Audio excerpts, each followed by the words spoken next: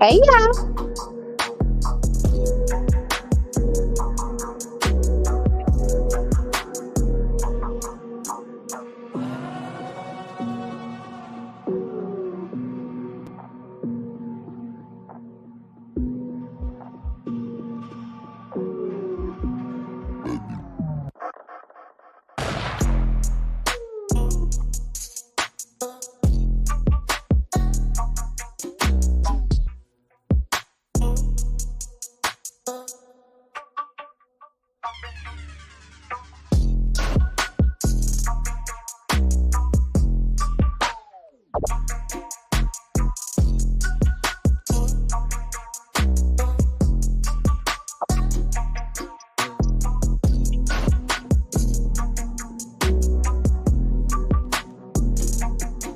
Happy hump day. Happy hump day.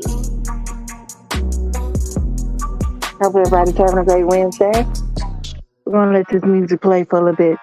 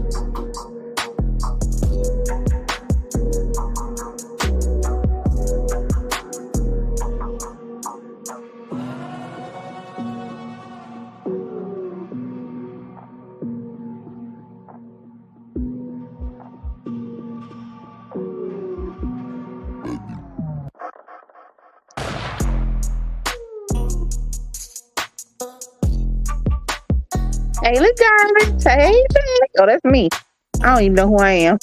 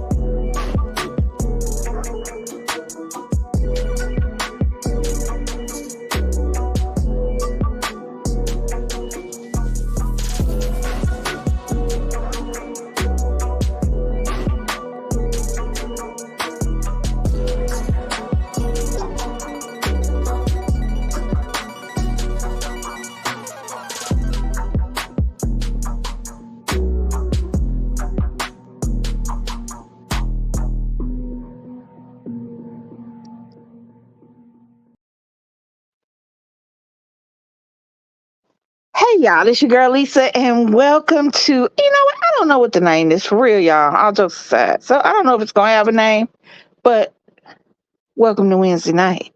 It's hump day. I hope everybody's had a great week so far. It's coming up. Y'all know what time it is. It is Halloween time for all things spooky, scary, and candy. Y'all know.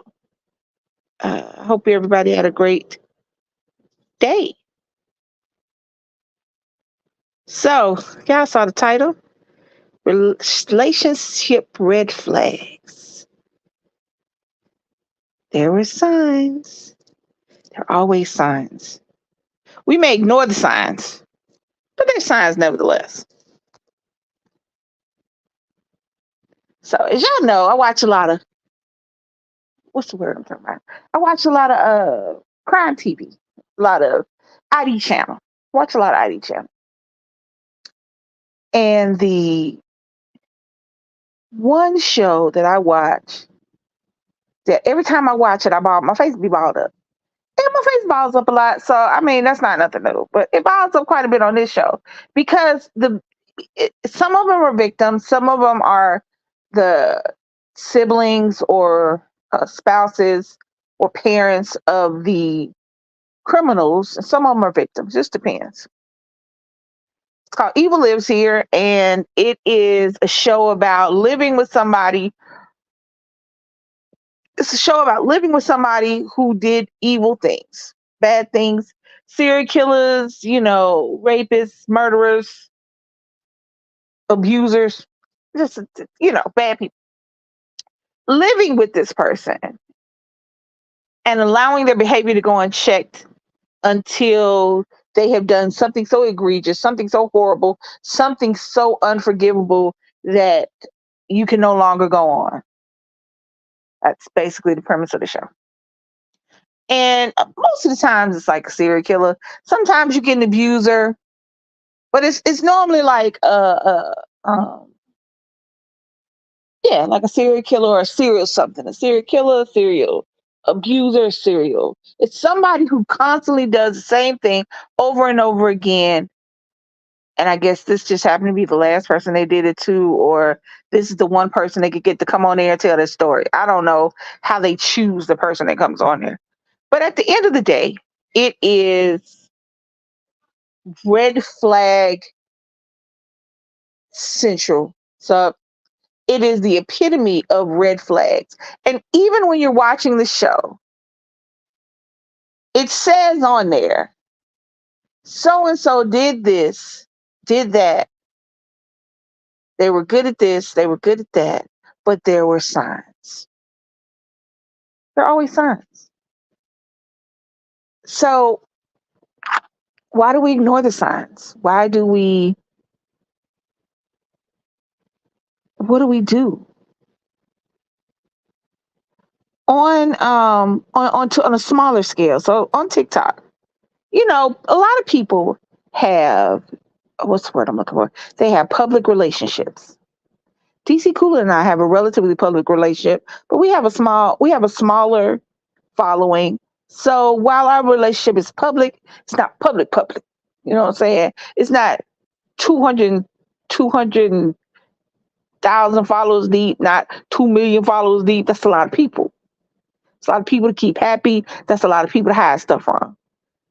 But that being said, if the whole point of your channel and your situation is to put your relationship on display, then you have to, there are repercussions to that situation.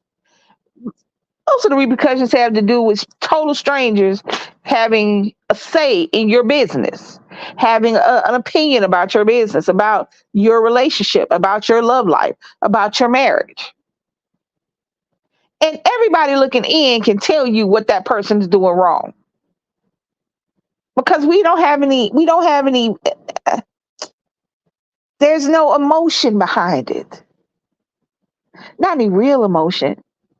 When you have the public in your business, in your relationship, there's no real emotional connection with the two of you. That's just reality. We'll go, oh, that's sad, and then we'll move on to the next couple. This is how it is. We'll post comments and talk a little smack about what's going on. We'll pick a side, but after a while, we'll just move on to the next couple. Not realizing that the people that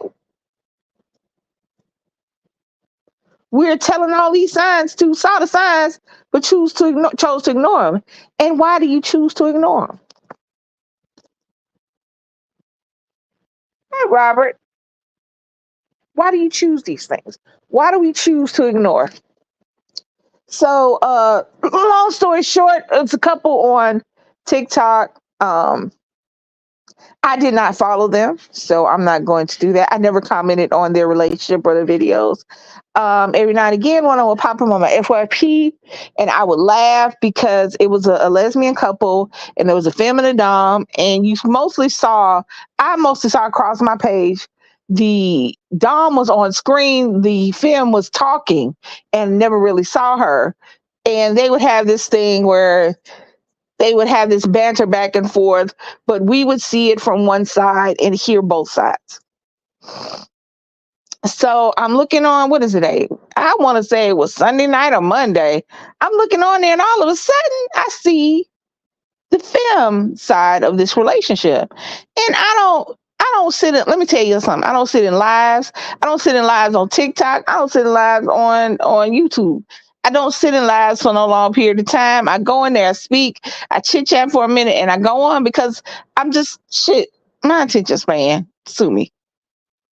So this person had been on live for hours talking about her relationship, and come to find out that they've been married for 6 years. They've been together 6 years. I don't want to lie and say they've been married. I think she said they were married for 6 years, but I know they were together for 6 years. And everything was a lie. Everything was a lie. It was just the entire relationship. She went down one and one. I mean, she just listing off these things. And in my head, because like I said, I watch a lot of, Evil Lives here. I'm like, there was absolutely no sign of that. There was nothing to make you go, nothing to make you question, nothing to make you, ask to see the paperwork or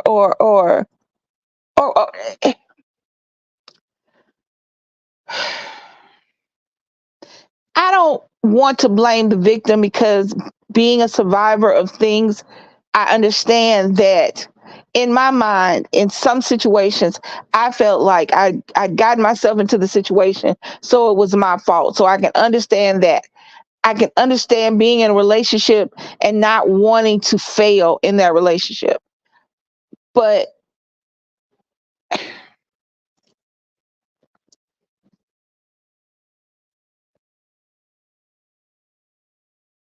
hey, cool nerd. Yeah.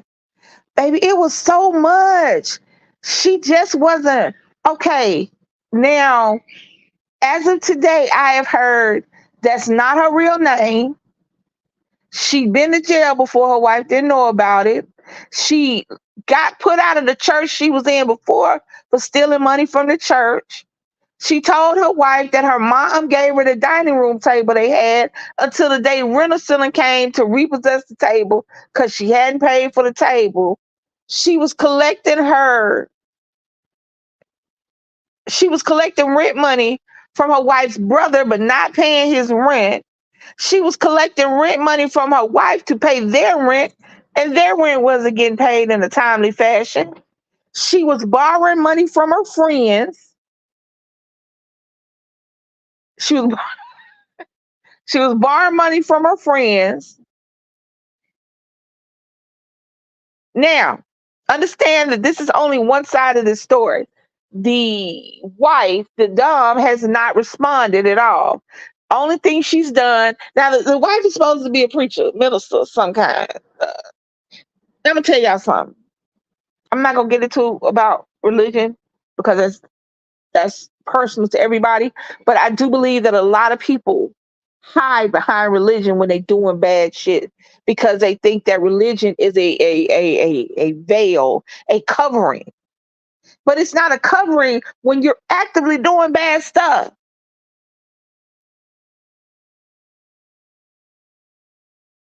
You didn't pay your rent. It's an eviction notice on your house. Your wife got to find somewhere to stay. You didn't pay her brother's rent. You borrowed money from her friends. Come on. Hey, Rico. I look here. Let me tell y'all some good stuff. Let me tell y'all some good stuff. I don't knock anybody's hustle. I don't knock how anybody get down. I don't knock how you get your money as long as you're not hurting someone else, as long as you are not victimizing other people. And the reality is people think that when they do these little things, they're not victimizing anybody, that these are victimless situations, victimless crimes. But you have a wife. And it's one thing to go spend $100 on a pocketbook and hide the pocketbook from your wife. It's another thing for your wife to be taking. Now, this is what the film said. She said, I want to say she was taking a baby to school or somewhere. She was taking one of her kids somewhere. I want to say it was school, but somewhere. And she saw a notice on the door. She told the baby to go get the note off the door. The baby brought the note back to the door and said, "This is an eviction note, Mom." What? So once she dropped her baby off, she went back to the rental office to say that maybe this. She called her wife first. And she went back to the rental office because her wife said it was a mistake. So she went to the rental office to do what you do. You go and you see what's up.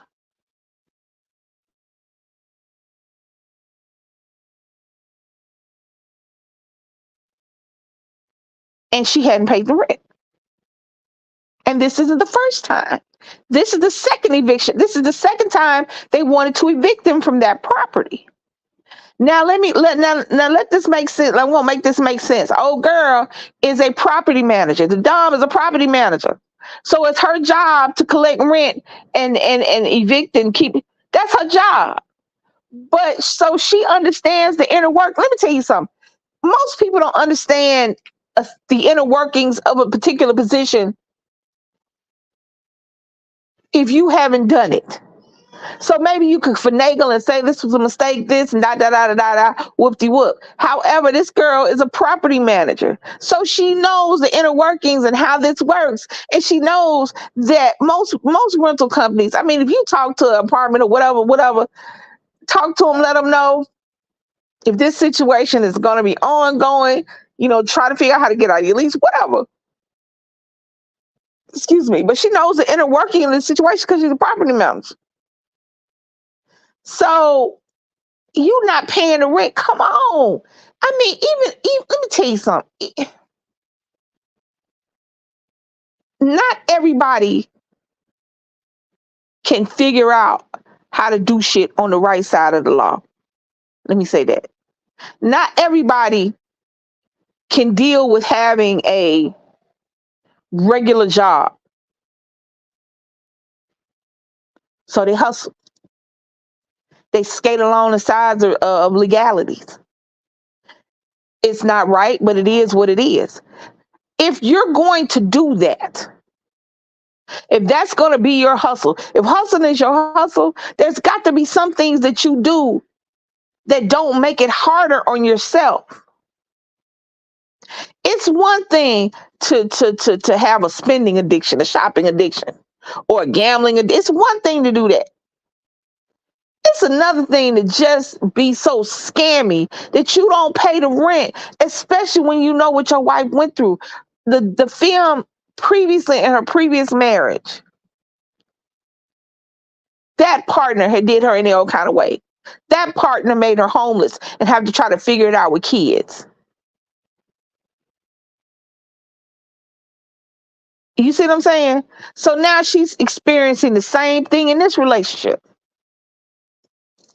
Hold on, y'all. Let me look down. Let's see what people saying.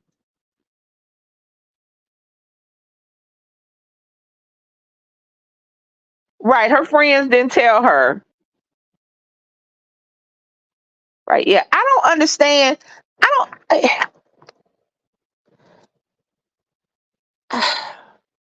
I know me and my friends, and I know if my friends see somebody I'm dating out on a date with somebody else, she calling me at the restaurant or at the movies. When we was younger, I ain't gonna say it wouldn't hurt my feelings, but either way, and it might have been because I needed to know it because shit, I just don't know if I could not say nothing. I don't know if I could. I don't know if one of DC's friends could come up to me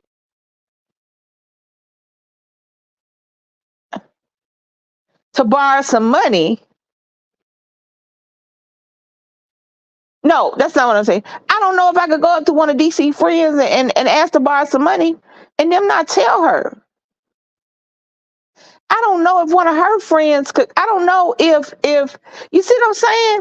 I just I don't know if I would have even loaned the money. Here's the thing. I don't think it should have gotten as far as even loaning the money. Cause I'm like, if you come into my friends, this must not be my friend because my friend would have been like, you know what? Let me talk to Lisa.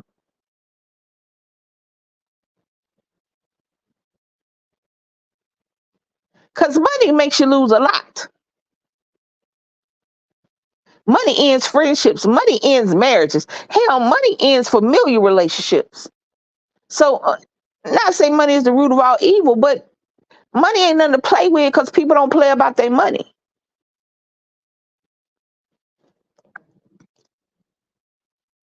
Hey, Stacy, because people don't play about their money. So, but here's the thing, and let me say this, y'all. Let me say this. The only two people in that relationship were the wives. That's it. The friends weren't in a relationship. The family weren't in a relationship. Their subscribers weren't in a relationship. Their congregation wasn't in a relationship. There are only two people in that relationship. And were there signs? Probably. We don't want to see the bad in the person that we love. I just don't see how you can be evicted from your apartment twice without both of us knowing about it at least one time before now. I just don't see borrowing that much money. I don't see getting kicked out of another church to come to this church because you was taking money from that church. I don't see how you got into this church. I don't see how you can have your face all over TikTok and nobody ain't saying nothing. Ain't nobody made no smart ass comments. Ain't nobody and I think they said she was cheating on top of that. She was being unfaithful on top of everything else. Now look here, look at him, look at him. In love situations, don't nobody want to be wrong. I get it. I get it. Don't nobody want to be wrong. You want to believe that you made the best choice for yourself and you and this person are going to be together forever and everything that this person told you was 100% a fact. But that's not the way the world works. And I don't think it's ever worked like that.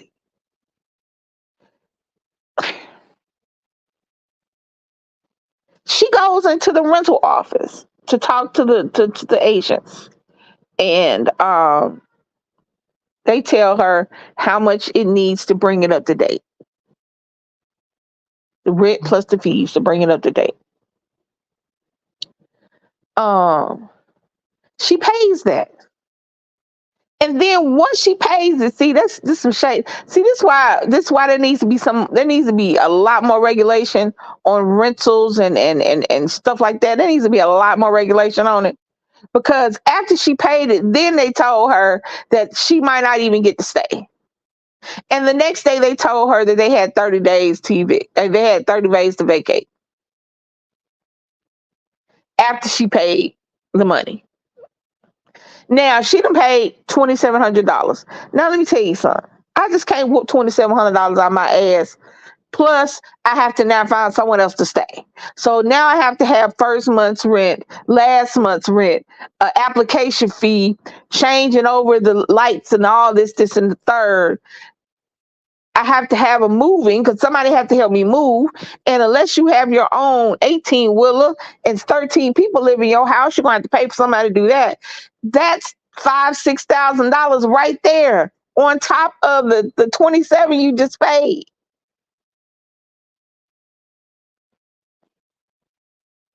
You looking down the barrel of all this money. You looking down the barrel of your marriage ending. You looking down the barrel of being humiliated in public. You looking down the barrel of public scrutiny. I mean, at some point, do you stop ignoring the red flags that you see privately? At some point, do you just fucking dip? I'm sorry, y'all. I ain't mean to cuss, but at some point, I get it. People say that people don't work on their relationships anymore and that people just leave. Well, that's the problem. People were sticking it out before. People were staying in relationships 10, 15, 20, 30 years. And at year 35, they're still as miserable as they were at year 2. And now they're leaving. But now their lives now they have to date as a 60 and 70-year-old because the world told them that they had to work at it, that they had that you know a relationship is like a job. It takes work, takes hard work, and sometimes it's painful. Who the hell want to do that?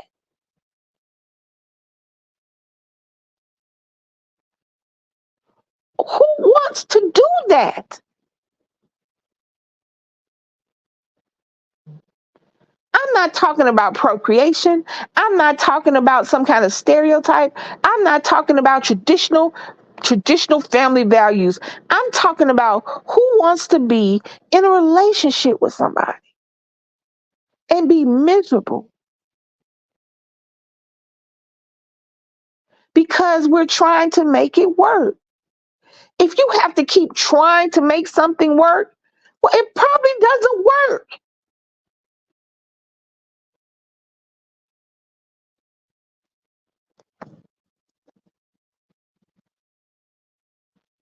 Hey, boss lady.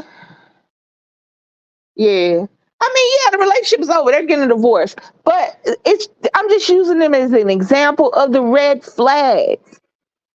I mean, it's like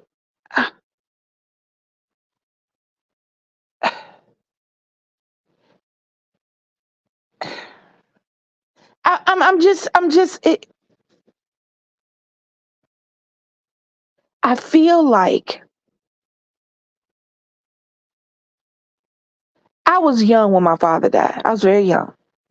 I don't think I was 4 or 5 years old. I don't quite remember. It's been 50 years ago.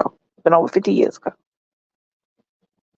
But grandmother, but my mother loved my father. There was never another man. And she was young. She was young. She was in her 40s. She was fine. Little chocolate drop just out there fine. Her own house, her own car, her own money. There was never another man. She never brought another man around.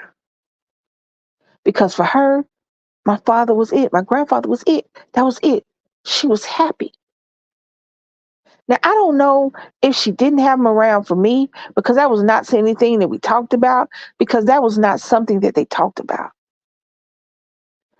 But she watched, and even after he passed away, well into my adulthood, she would stand in the door of our kitchen around the time that my father was supposed to come home every day, Monday through Friday. She didn't do it on the weekends.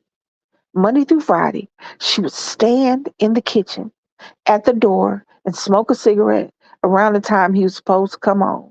And I didn't pay it any attention until I was older to realize that she was honoring something that she did for him every day when he was alive. And men tried to talk to my grandma at church and stuff.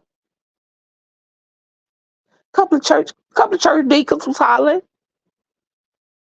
Shit, one came over to the house when I was out. I was grown, older, and I was out. But she never, to her, my grandfather was it. And she didn't seem unhappy about that. Now, again, back in the day, my grandmother was born in 1926, so they didn't talk about that stuff like we do today.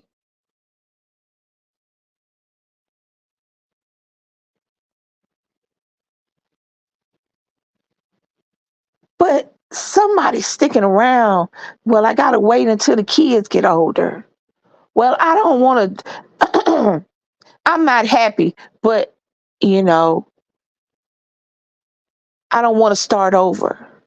I don't like change. Why do, what is going on? Why get with this girl? Why mess with this girl? Why mess with this lady if you knew you weren't no better than the person she left before? If you knew you were the person, if you knew you were the female version of the person she left before, why mess with this lady? Why not talk to somebody else who hadn't went through the same shit already with somebody else? If you knew you was gonna do the same stuff.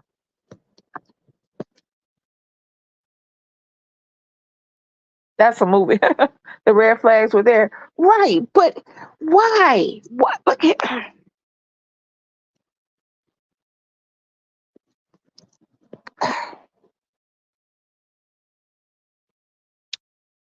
Like I said, I watched the show Evil Lives Here. And it is a show about red flags because it's either a spouse or a parent or a sibling. But mostly, because as a parent, I look at Nick and I go, I would hope that I would do the right thing if he was a bad dude. But I know how much I love my son. And I know because I love my son, it would give me pause. I would see the red flags and hope that I could fix them before they got out of hand. It would give me pause because that's my son. But I would hope that if push came to shove and if he was that bad, that I wouldn't allow him to be worse. I would hope.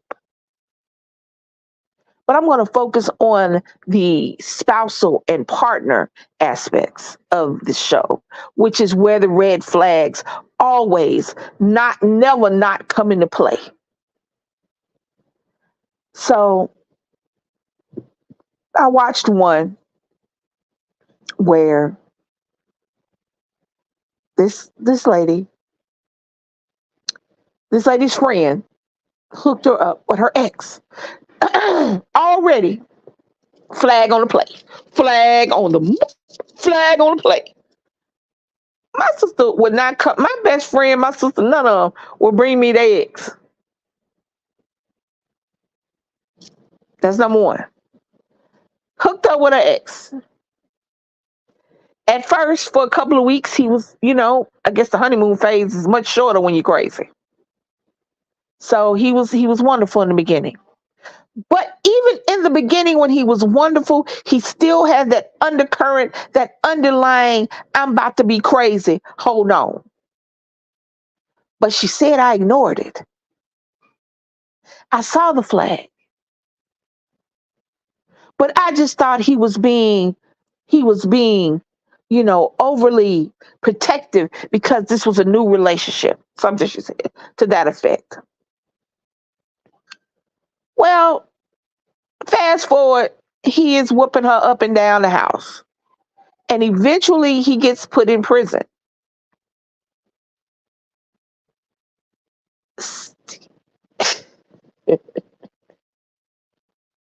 Even from prison, she still acted like they were together. The red flag, the whole house, everything was a flag. There were flags with all the colors, not just red. They were black with crossbones on them and skulls and toxic waste flags and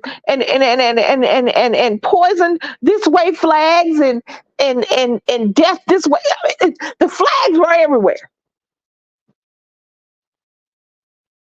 But I just ignored them. I just thought that it would be okay.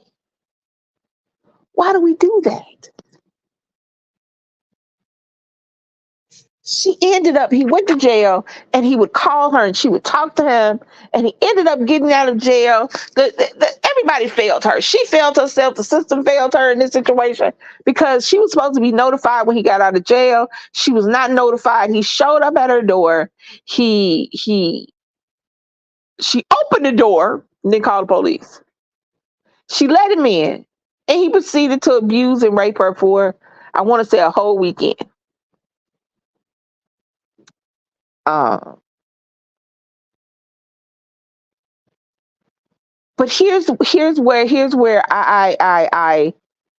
my face be balled up. She got away. In the beginning of this scenario, she got away. She left him. She got away. She wasn't alienated yet from her family or anything. And she had a son.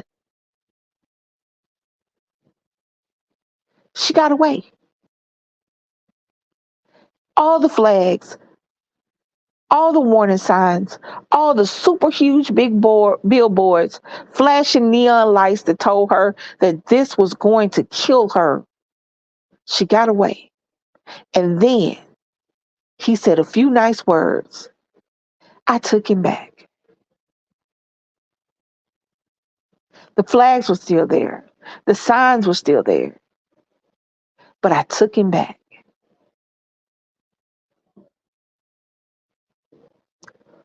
What do we do? Why do that? I know I've been out of the dating scene for a minute, but is it that bad out there? Is it so bad out there that we ignore red flags?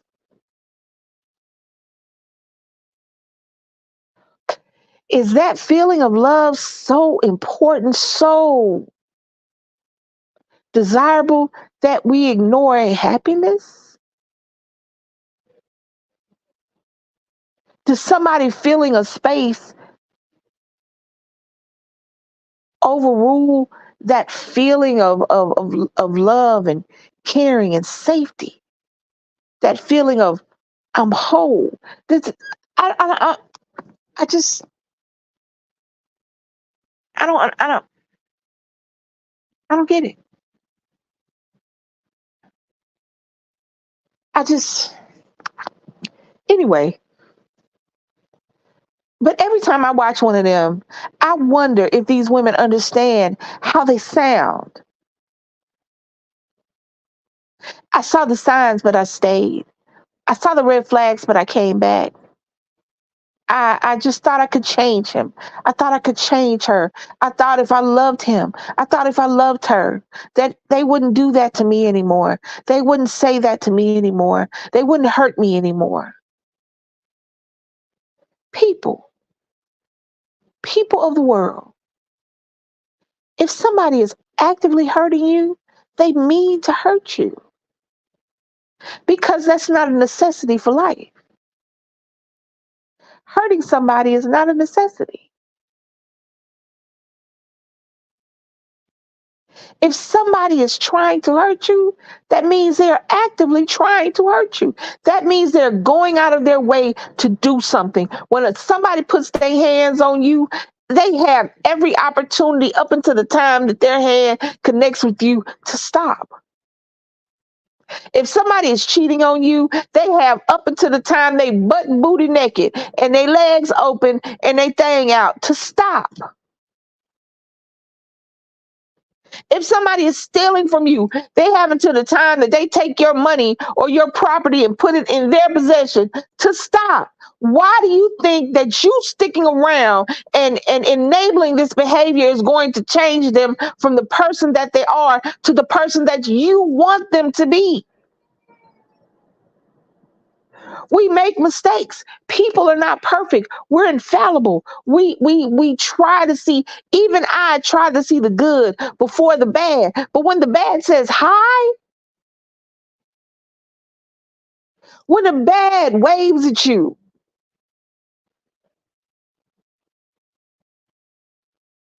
when the bad sends you a thumbs up, pay attention.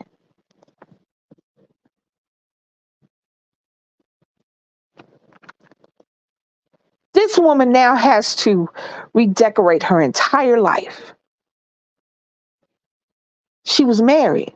Now she's not going to be married. She lived and loved this person.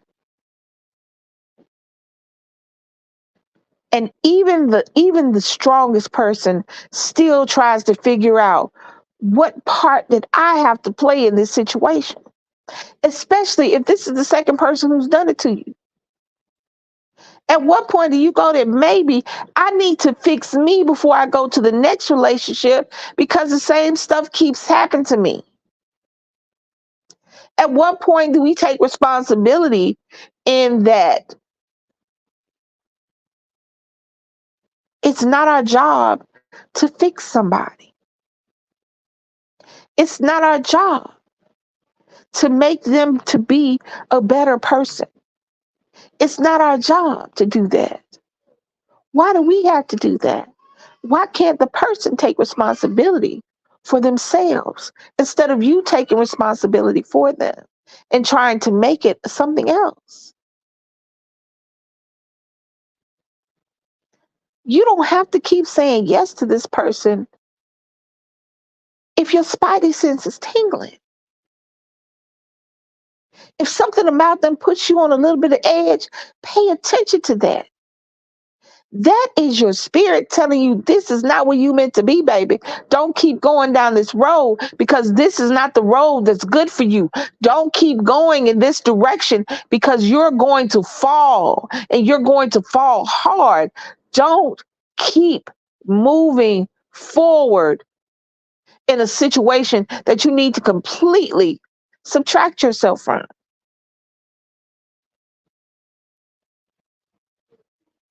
Red flags are red for a reason. Red is a bright color that anybody can see. It makes a statement.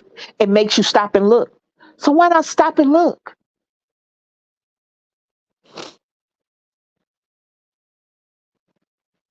If somebody tells you, I don't know to date big girls, but you're pretty, let them know that you're not gonna date me either because you had to qualify the fact that I'm a big girl, but I'm pretty. So that means you don't really want to date me. This is something you playing at.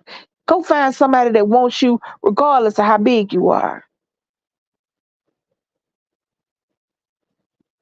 I don't normally date black guys, but you're nice looking. But if first, let me say this: if any description about you says a but in it anywhere, but I'm done. But you ain't gotta finish. But that's cool.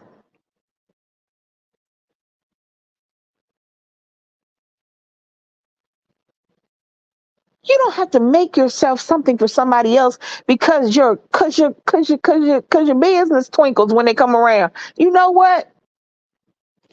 It'll twinkle for somebody else. Your meow meow will meow meow for somebody else. Your pickle will wiggle for somebody else.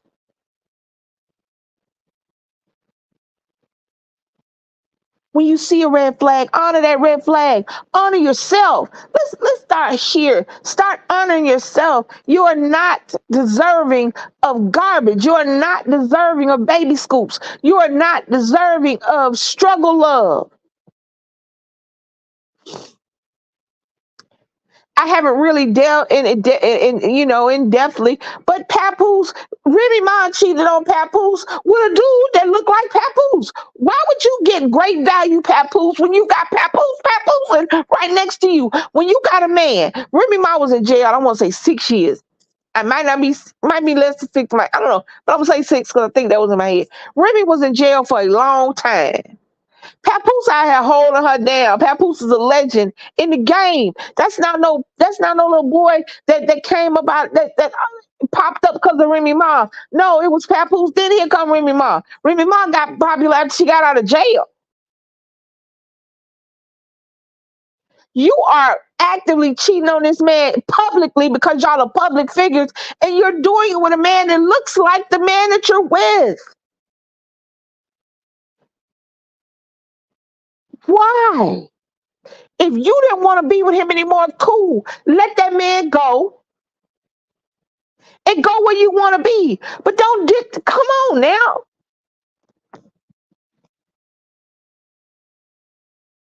Hi, Robert. I'm buffering. Am I still buffering? I'm sorry.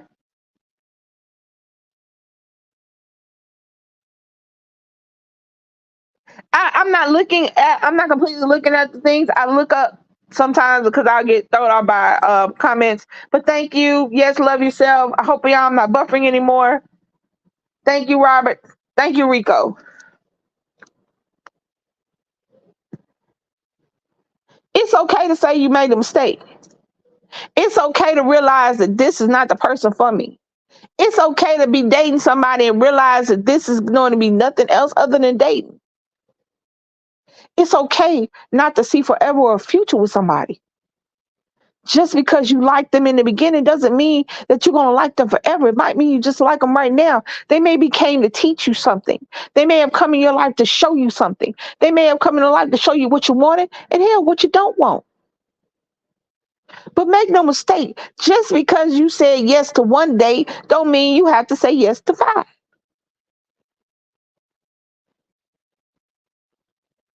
It hurts people's feelings more to have them thinking that you want them, that you love them, that you need them, that they are a part of your life, than to go ahead, excuse me, y'all, and then drop them or cheat on them or disrespect them than to just to leave them alone in the beginning. Do you know how many I don't want to hurt their feelings? I don't want to see her cry. I don't want to hurt his feelings. I don't want to hear his friends. That's not a reason to be in a relationship with somebody because you don't want to get backlash. Do it and get it over with.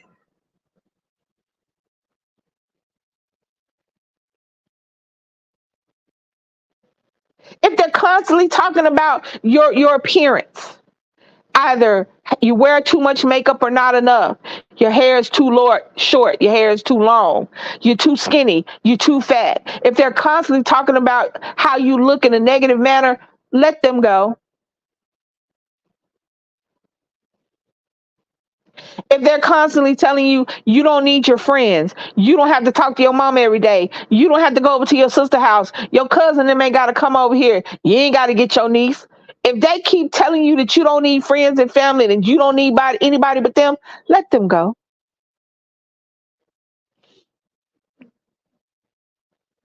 If they're always comparing you to the next man or woman, if every time you go out, you should dress like this, why don't you wear that? You need those shoes.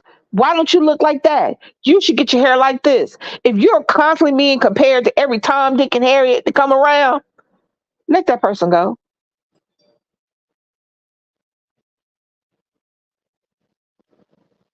If every time you go out to eat, they order for you because they say you eat too much or you eat too little, let that person go. And you think I'm picking on little things, it is the little things that tell you exactly how big this person is going to hurt your feelings in the end.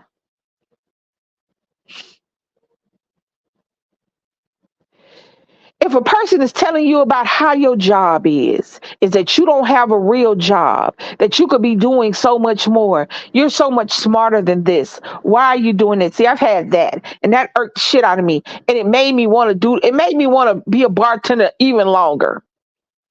You're so much smarter than this. You don't have to be a bartender.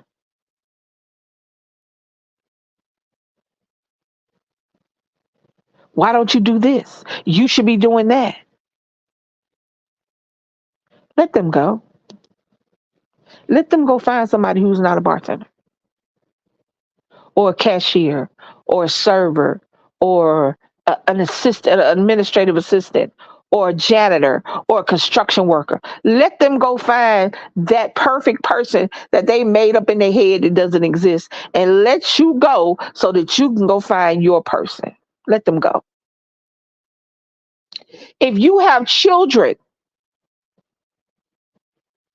and every time you turn around, they're making dates and they got nothing to do with your kids. I'm not talking about all the time.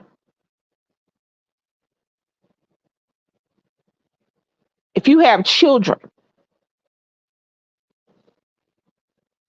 why your mama can't watch them? You need to find a babysitter. I ain't bringing them kids nothing to eat. Let them go. If you're not the custodial parent of a child and the person you're with is always asking why you going to get your child, why you going to see your child, why you sending your child money, why you got to buy your child this and the third, let that person go.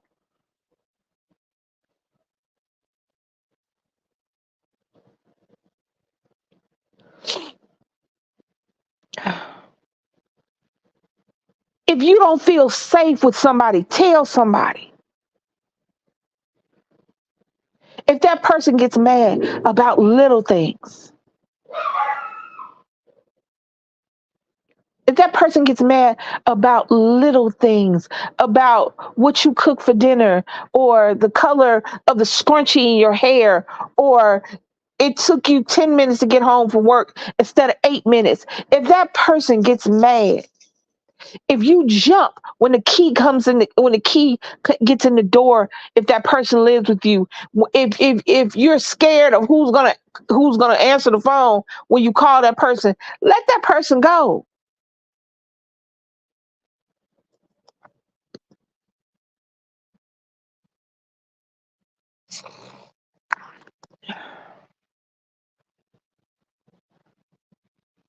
If you don't want to go on a second date, don't go.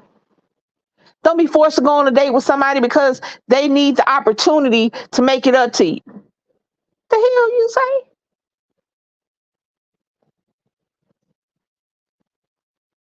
There's only one chance for a first impression. By the way, yeah. I don't. Look, let me tell you something. Let me tell you something. Our first official date, when our first official date was dinner and movie. But our first date, we went to a little pub down the street from where I was staying. And we just sat there and we ordered like hamburgers or something. And we just sat there and talked till it closed. That's all we did. We sat there and talked till it closed. Perfect date. Every day since then, perfect date. Because I wanted to be with the person I was with. It didn't matter where we were. It didn't matter how much she spent. It didn't matter how much I spent. She took me out. I took her out. But every date was perfect, even if it was bad because the situation or something might have happened, because I was with her. We went downtown for something and we were trying to find somewhere to park. We parked somewhere and we thought we parked at a good place, but we didn't. We got a ticket. We got a ticket. But you know what? The date was still good because I was with her. We just paid the ticket. That sucked, but hey, it was too cold to do something. It didn't matter. I would teach chatter and keep on going because it was a good date. Our family dates. It was me, her, Brittany, and Nick. We went to the pumpkin patch and we had the best time. And it was a date and it was perfect because that's where I wanted to be.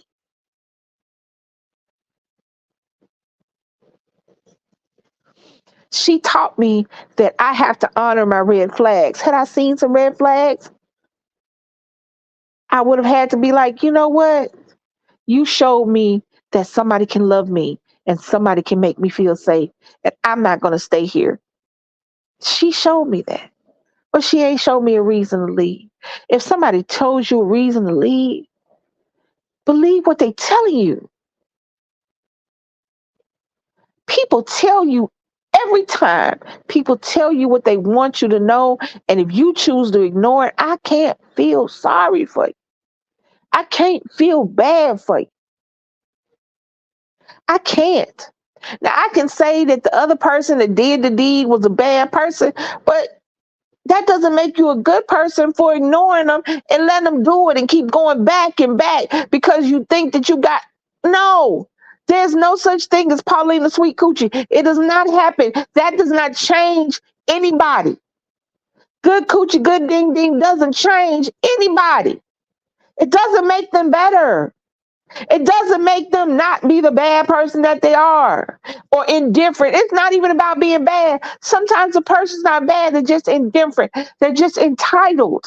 I'm not even talking about somebody abusive. I'm talking about somebody so nonchalant that you never really know where you stand with them. Do you have any idea how bad it feels to be unsteady, forget hurt? Do you have any idea how bad it feels for your feet not to touch the ground because the ground is never steady up under them? If somebody is whooping your ass, you know where you stand. You know that's wrong. You know they shouldn't be doing it, and you're scared.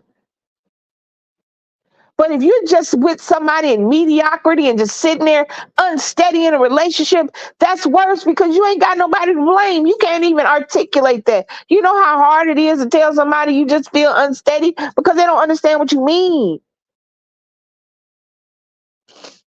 I'm not talking about being with somebody who's abusive, just reckless. I'm talking about with somebody who's just so nonchalant because you will allow them to do whatever you want to do.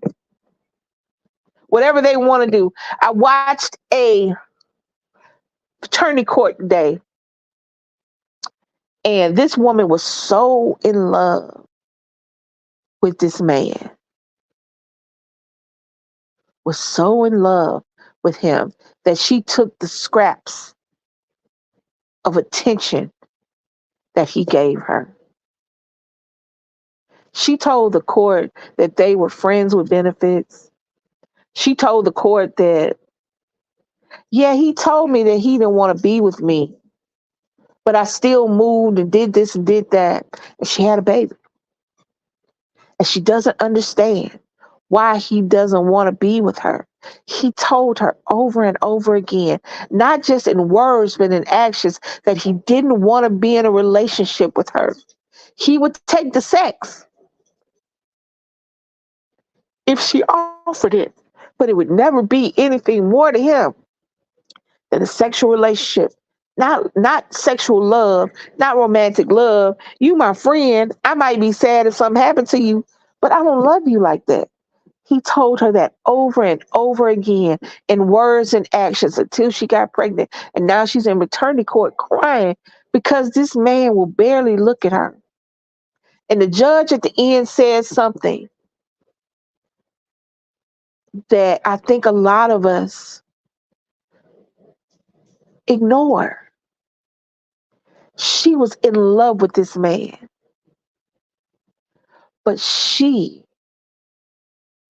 expected so little of him that he didn't even have to try to love her back. Judge Lake said she expected so little of you that you just did what she expected.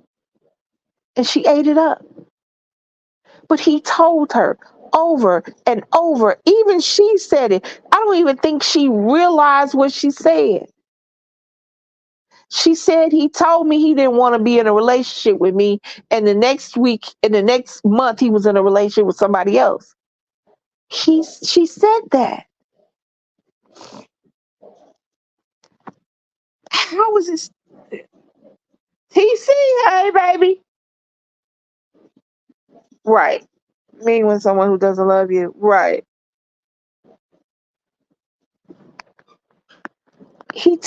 But he spoke the words. It's not, let me tell you something. I am a lesbian. I have a wife.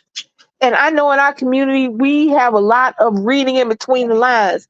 Somebody tell you something, and instead of listening to what that person said, you go, what did they mean? They said what they meant, but that's not what they meant. What? This man told her over and over again, I don't want to be in a relationship with you. I'll take the sex. I'll take that. But I don't want to be with you like that. For years, he's told her this. And for years, she has waited for him to change his mind. Don't do that. Don't do that. When somebody tells you something, believe what they said. Don't sit up there and try to read between the lines. Don't try to ascertain. Don't try to get into their mind and try to figure out what they're thinking. And they told you what they wanted you to know. I don't want to be with you. I don't want to be in a relationship with you. We can have sex, but that's it. That is what I'm telling you. He didn't tell her, we're going to have sex until I fall in love with you. That's what she heard. And that's not his fault. I'm not going to always bash the person who the majority of people feel in the wrong, because the reality is he told her over and over and over again in no uncertain terms, I don't want to be in a relationship. I don't see myself being with you like that. And she thought if she stuck it out, if she waited, that it would change. If I offer him sex, it would change. If I'm there for him, it would change. No. He told you what he wanted. Act accordingly. Move accordingly. And now you have a baby. And it turned out he wasn't a daddy, because she thought that if she had sex with another man and she told him, this would automatically get him to change how he felt about her, and he would realize the error of his ways, and he would come to her on bended knee and profess his love. All she got out of that was a baby that he didn't want. She named him. She named her baby after this man. and didn't tell him. She 100% certain this man was her child's father. But in her head, in her mind, in her brain cells, in her spirit, she knew that if she just hung on long enough, that he would love me. That's not how love works, babies. You can't make somebody love you. You can't make somebody want you. You can't make somebody be in love with you. That's not how it works. That's not any of this works.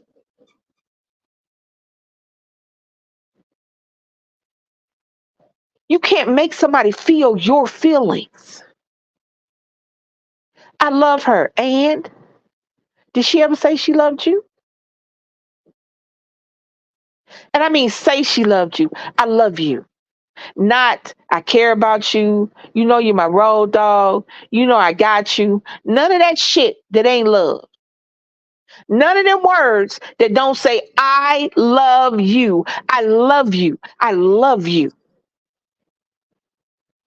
If this person is lying and saying, I love you, that's one thing. But if this person is saying everything but I love you, and you're going, you know what?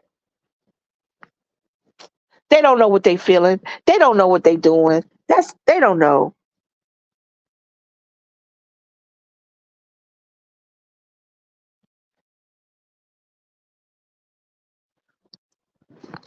They didn't mean that. That's not what they meant. That's not what he meant. That's not what she meant. That is what she meant. I got love for you is not the same as I love you. I care about you is not the same as I love you. I love you to death is not the same as I love you. That is a declaration. That is 3 words, a sentence with an exclamation point on the end. That is a declaration. Every time you say it, you should feel it. I love you. When I tell my wife that, I tell her when I think about it. I tell her when she's in bed. I tell her just random stuff. I tell her every time she leave this room. If she going upstairs to the kitchen, I say, I love you. If she's going to take a shower, I love you. And I mean it each and every time I say it. There's an exclamation point on the end of my sentence because I'm declaring my love for my wife over and over again so that at no time does she not feel it.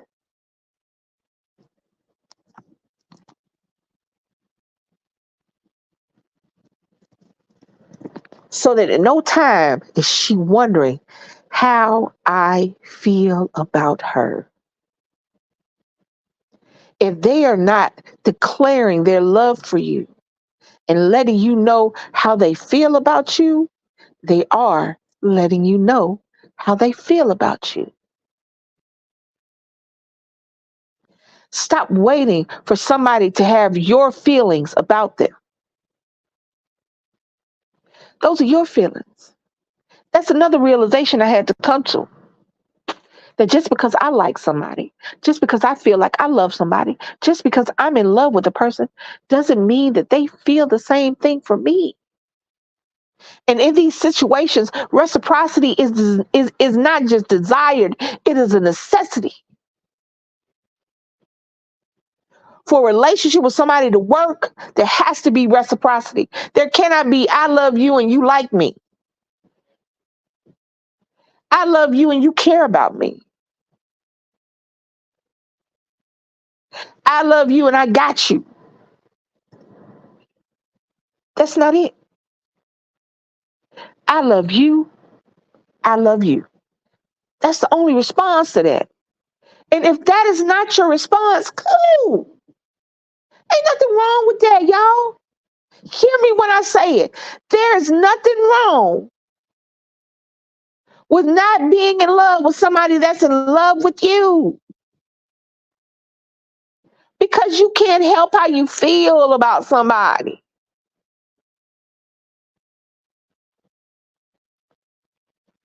You can't help how you feel about somebody. You can't help loving somebody and you can't help not loving somebody. It doesn't make you a bad person. It doesn't make you a bad person to not love somebody that loves you. And it doesn't make you a good person to love somebody that doesn't love you back. People think that they're in the right because they're the ones that are in love, and you're in the wrong because you're not. But the reality is, people can use love as a weapon. Well, I love you. Well, no, the hell you don't. Because I just had to peel my face off your fist. No, you don't love me. I love you. If I can't have you, nobody else can have you. You don't love me, restraining order. You don't love me having to sleep with a gun in my hand. So you don't, love is not always the right. And we got to stop thinking about that. Love can be as destructive as hate. If you allow it to be. Stalkers love their victims.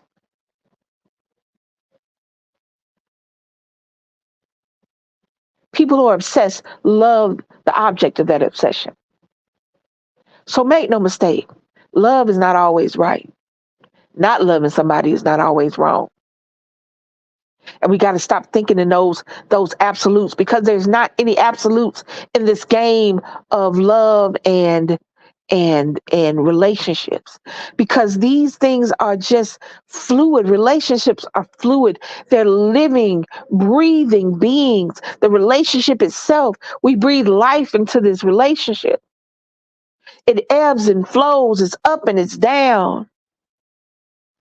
But the constant is the love that each of you have for each other. As long as that's constant, you'll ride them waves like a championship surfboarder, only falling when you fall together, only falling when you want to. Not because you got knocked off the board, because you're not in this relationship right.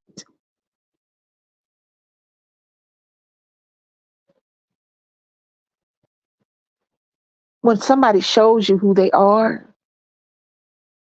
believe them. When somebody tells you how they feel, believe them.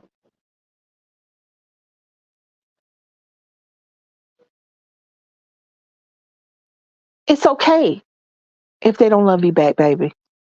It's okay.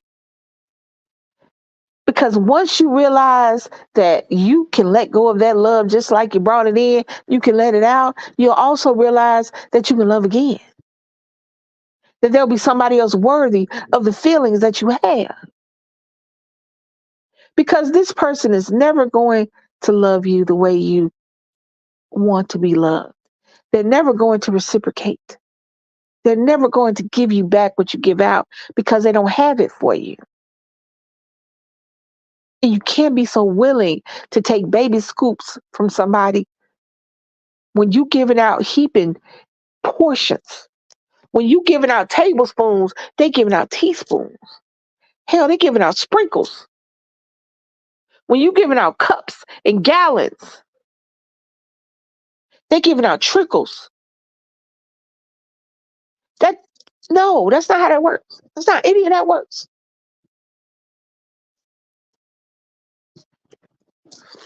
I'm a little congested, y'all. So if I sound like I'm talking, I sound like in my head. I sound like I'm in a in a jar.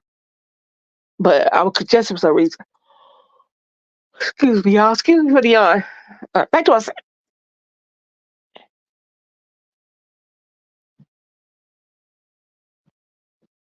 Relationships are,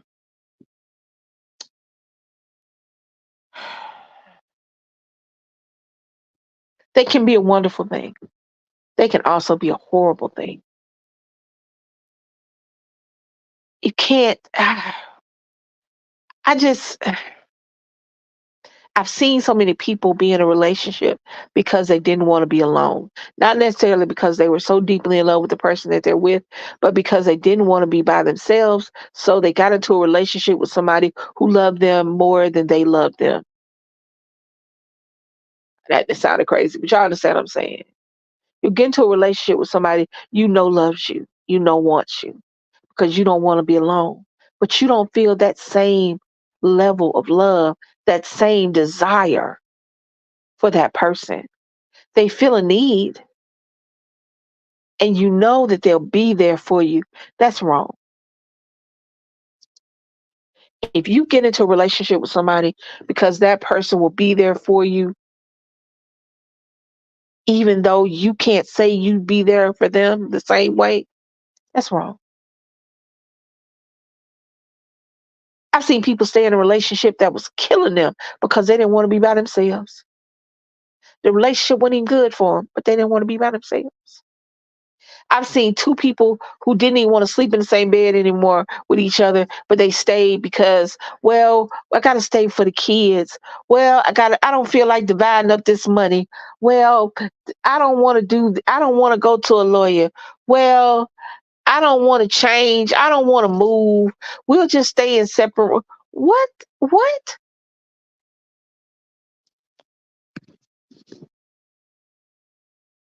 Right. You know what I'm scared of? Not a lot. Cause I mean, I don't like I've said before, I don't go where things get eaten. I'm not scared of being alone because the relationship that I'm in now, it is the relationship that I see lasting. This is my this is my rocking chair person. This is my false teeth in a glass person. This is my sitting in two hover rounds talking shit about people person.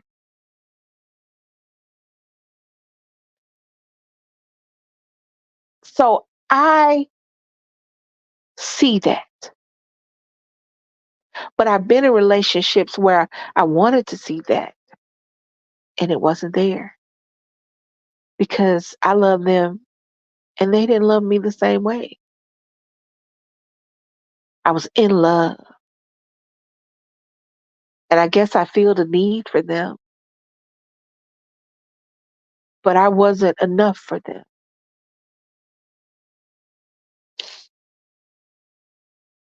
You don't have to be that way, y'all. You don't have to. There is somebody who will love you like you love them.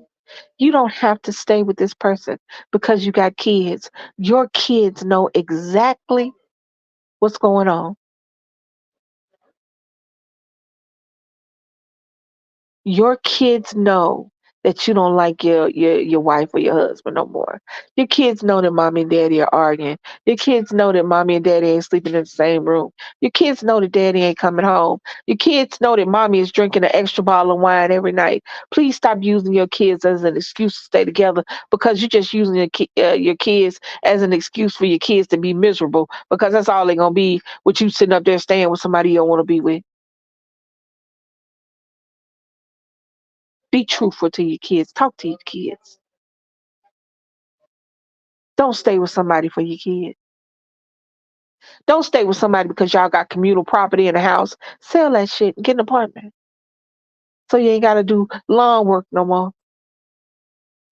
Sell that thing, get a smaller house. Get out from under the thumb of that person that don't make you happy. You don't have to do that. You don't have to stay married because your mama said, God said y'all supposed to stay married. Look here, deal with that when you die. Because right now, all you want to do is see your partner choke on the next thing they eat. I'm almost positive that is not what your mom was talking about. Every reason, every outside factor, every thought that you can have to stay with somebody you don't want to be with, or somebody you're not in love with no more, or somebody that used to be something to you but is now not.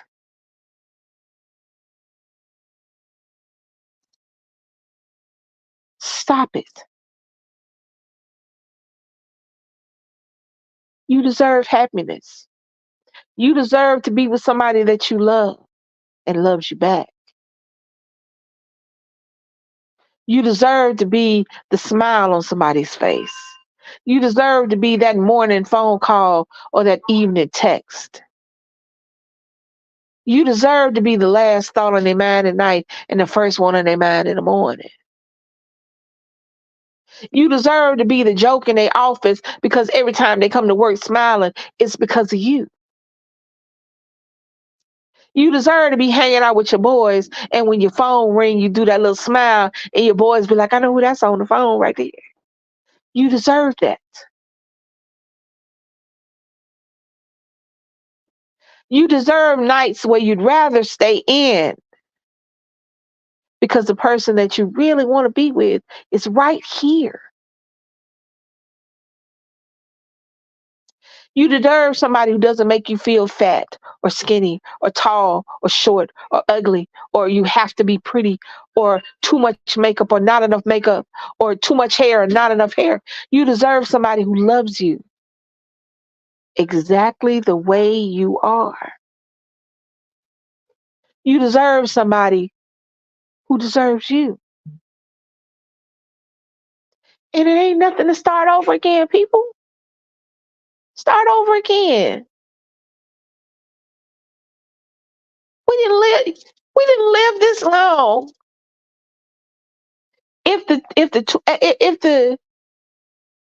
If the year 20 relationship didn't work, well, you made it to 25, right? If that girl you was in love with in college didn't make it out of college, guess what? That girl in the office does, or that girl at the grocery store, or that girl at the coffee shop.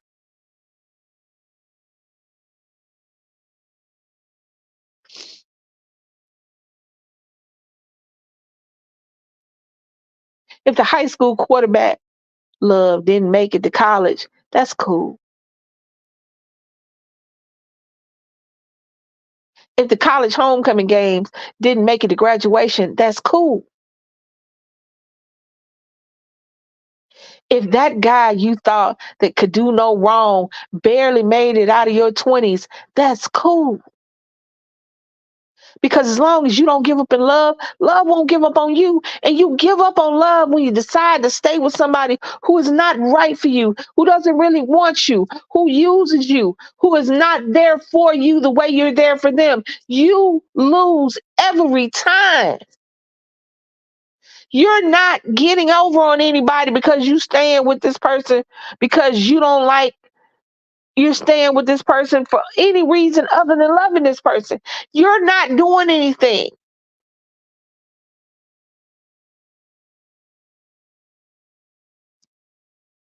I'm sorry, guys. You're not. You're not getting over on somebody. You're not making it bad for somebody else. When you do something out of spite and it has to do with another person, loving or being with another person, you're the one who loses in the end. You're the one who feels the weight of that.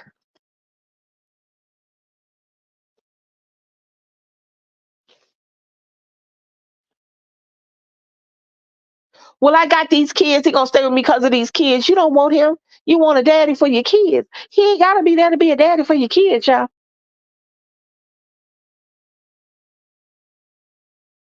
Well, I'm her baby daddy. So, and she ain't got to be with you because you messed around and the condom broke, or you thought you was gonna get her to be with you because she got pregnant. Be a daddy. You ain't got to be a boyfriend to be a daddy. You ain't got to be a girlfriend to be a mama. You ain't got to marry nobody because they got pregnant or because you got pregnant. You ain't got to marry that man because you having his baby. But we got to get married now, boy. If you don't get away from me, I feel like you just threatened me. I feel like I need to go downtown because you just threatened my life. Talking about we got to get married. I am having a baby. I am not having a husband. You don't have to marry that girl. You have to be there for that baby. But you ain't got to be there for that girl like that. And that's where a lot of women mess up. And I'm putting it on women. I'm touching y'all right now. I'm going to touch the men in a minute. So I'm going to touch the ladies right now.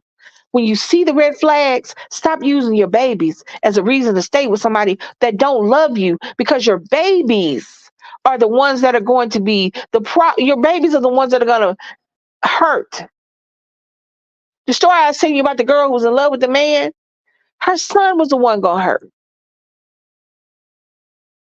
because that wasn't his father. But in her head, yes, he was. You're here so I could keep him, not because I want him. Do you know how many babies are out there to keep somebody? Men and women, not just women. Doing it to men, men do it to women. I'm gonna poke a hole in this condom. She gonna be my baby mama. Hold on, y'all. I ain't looking the same.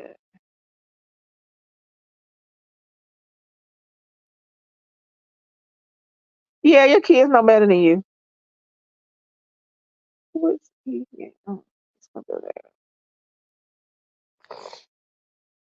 Sorry about that, y'all. I was looking at the chat. Your kids know. Stop using these babies as an excuse to stay in a bad relationship, y'all. Please stop. Because you're building generations on generations of bad relationships. Stop using the past to gauge the present relationship. Stop saying, I wish we could go back to how relationships were when people were married and women stayed at home. Stop it. Generation of miserable, sad women. Why do you think the generation for me face all balled up? Because society told them that a woman was nothing without a man, so that to be a real woman, you had to be married. Do y'all understand that? When people telling you they want good old Christian family values, do y'all understand what they're telling you? Is that a woman was nothing without a man. And to be a real woman, you had to be a wife and a mother. You couldn't just be a doctor or a lawyer. You had to be a wife or a mother. You had to have a man. Do you understand that they used to ask women's husbands if for there was a point in time where a woman could not what's the word I'm looking for, y'all? It's killing me. Deal with her own medical needs. They would talk to the husband. We got to do this. How you feel about that, sir?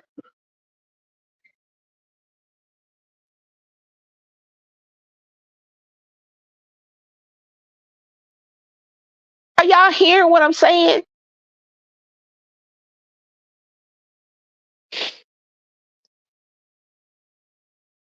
There's nothing wrong with a man being a bachelor for life, but a woman, but a woman, it's got to be something wrong with her. Don't get tricked into a bad relationship because society says to be a real woman, to be a whole woman, to be a complete person, you need a man in your life. Don't get tricked into thinking that's a reality because it's not. You need to be a whole person before you can have a real whole relationship. You can't bring a person that needs filling into a relationship with somebody that has nothing to give you.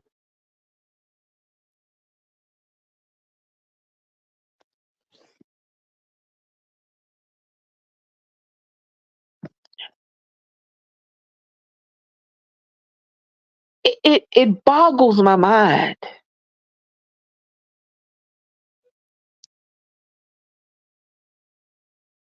the things that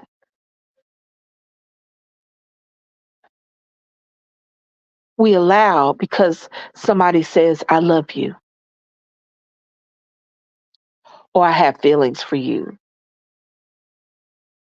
It's, I don't, I've seen people allow things to go on inside of relationships that if it wasn't inside of the relationship,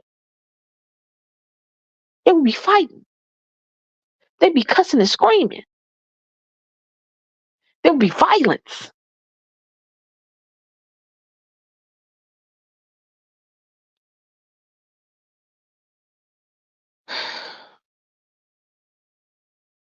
Love is so many things.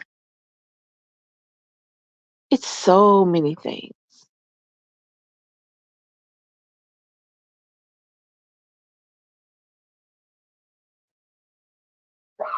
But it's not everything.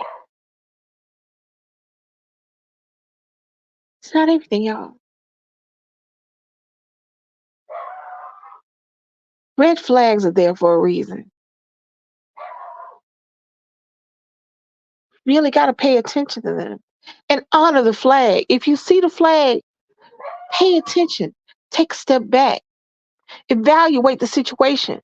Don't stay somewhere. If your spidey sense is tingling, you know what Spidey did when it tingled? He fought and he scrapped to get out of the situation he was in.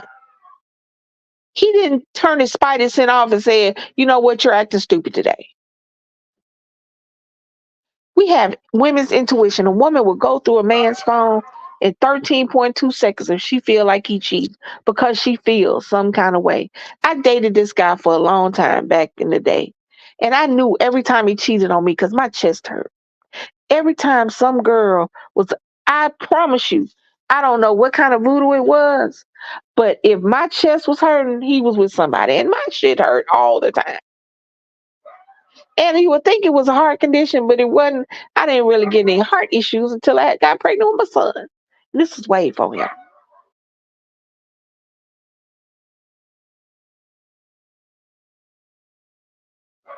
Our instincts tell us which way to go. It's when we actively ignore our instincts that we have issues, that we have problems. And ignoring red flags is actively ignoring your instincts.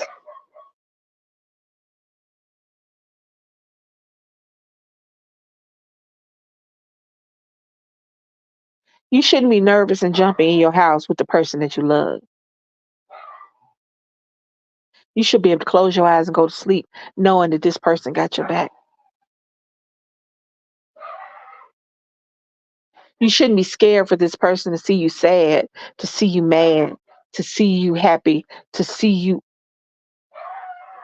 first thing in the morning with one eye closed. You shouldn't be scared that they won't love you because you're not perfect.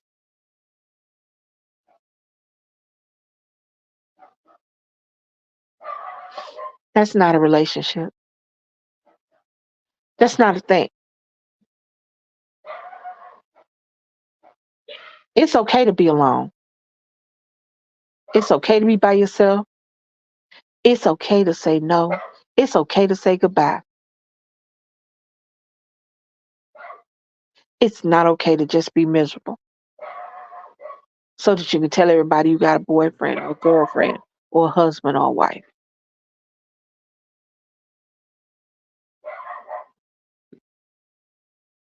The sad thing is you leave the man and they don't take care of the kid, thinking they're hurting the woman when it's the kid they're hurting. You're correct in that one.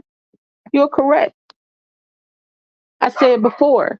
Hold on, y'all. My dog's outside acting doggish. Come here, Bentley. Come here, Bentley. Excuse me, y'all. Come here, Bentley. Come here. I hear you walking. Come here, Bentley. Come on. I see you. Come up here. Come here. They come in here walking all slow, like they ain't outside barking at people. Ain't nobody out there. Anyway, but you're right. You don't have to be in the house to love and take care of your kids, mamas and daddies.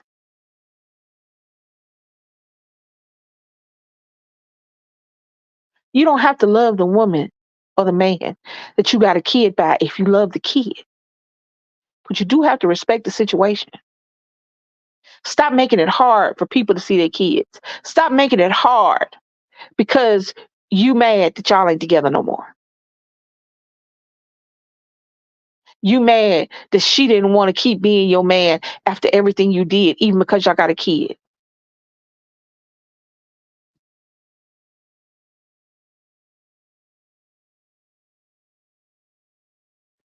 Yeah, they in Cole's patio though. They inside Cole's patio though, so they ain't coming back out.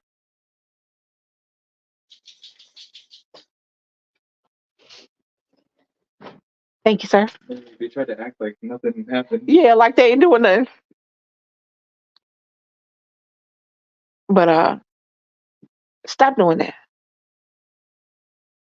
Stop blaming the other person for your inadequacies. If you don't want to be with her, cool. But this baby is here. Just is what it is.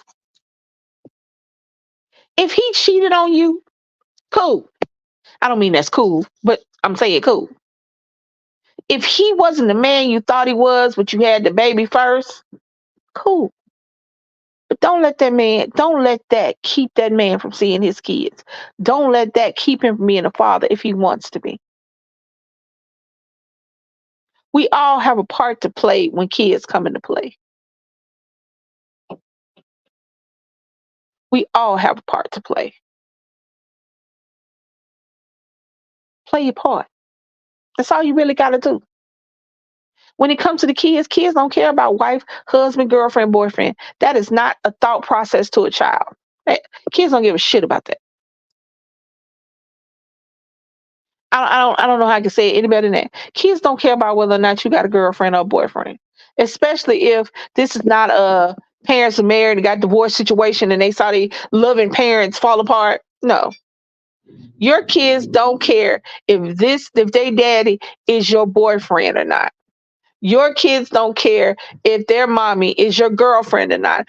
All your kids care about is you showing up at games, at programs, when they need them tennis shoes or they need that soccer gear or they need that football equipment, or they need some drums or a tambourine. Hell, if they need some shoelaces and mama can't leave the house right now, all they care about is whether or not they got cough medicine because they've been coughing, or they got some Robitussin or some. That's all they care about. All that other shit is irrelevant. All that other he did this and she did that, that is irrelevant. And you sound dumb. And let me say this. If the person you're with has a child and they're reckless with that child, what makes you think they won't be reckless with yours?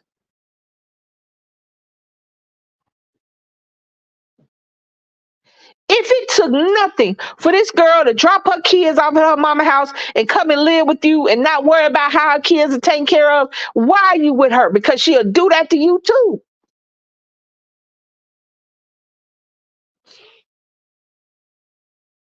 If you have to go to this man, baby mama, so he can see his kids, and even then he still don't want to see him, why are you thinking that you can change that? Why are you thinking that you have any sway over how this person is? They showing you who you are. Stop having babies by people that got babies that they don't want. Let me say that one more time, because I might have said it too hard. Stop having babies by people who already have kids with somebody else that they don't want to take care of. That they're easily persuaded in leaving them with somebody. That they're easily persuaded and not having to buy the shoes and not having to go to the weekend visits and not pick them up at the drop site at McDonald's. She's going to do y'all the same way. You are not going to change that person. Period. Point blank. End of discussion. That's who they are. They're showing you who they are. And then don't get mad. Because they done showed you who they was. But now you want to be mad. You want to be mad at them. I don't understand. He told you. She showed you. They said who they was. They showed you who they was. Show did. And you know what you said? No, they won't be that way with me.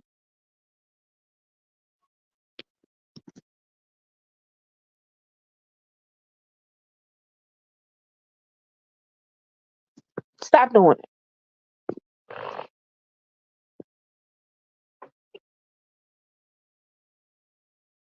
Stop doing it. A friend of mine had a baby by somebody who eventually got married on her. I don't know why she thought they was gonna be together, but I digress. And it was the wife. Now the babies are, because she was pregnant too, by the way. They were pregnant at the same time. I think the babies are 3 months apart. It was the wife that contacted my friend so that the siblings could know each other. And he still acted like that wasn't his kid, even though the courts had decided that you are the father.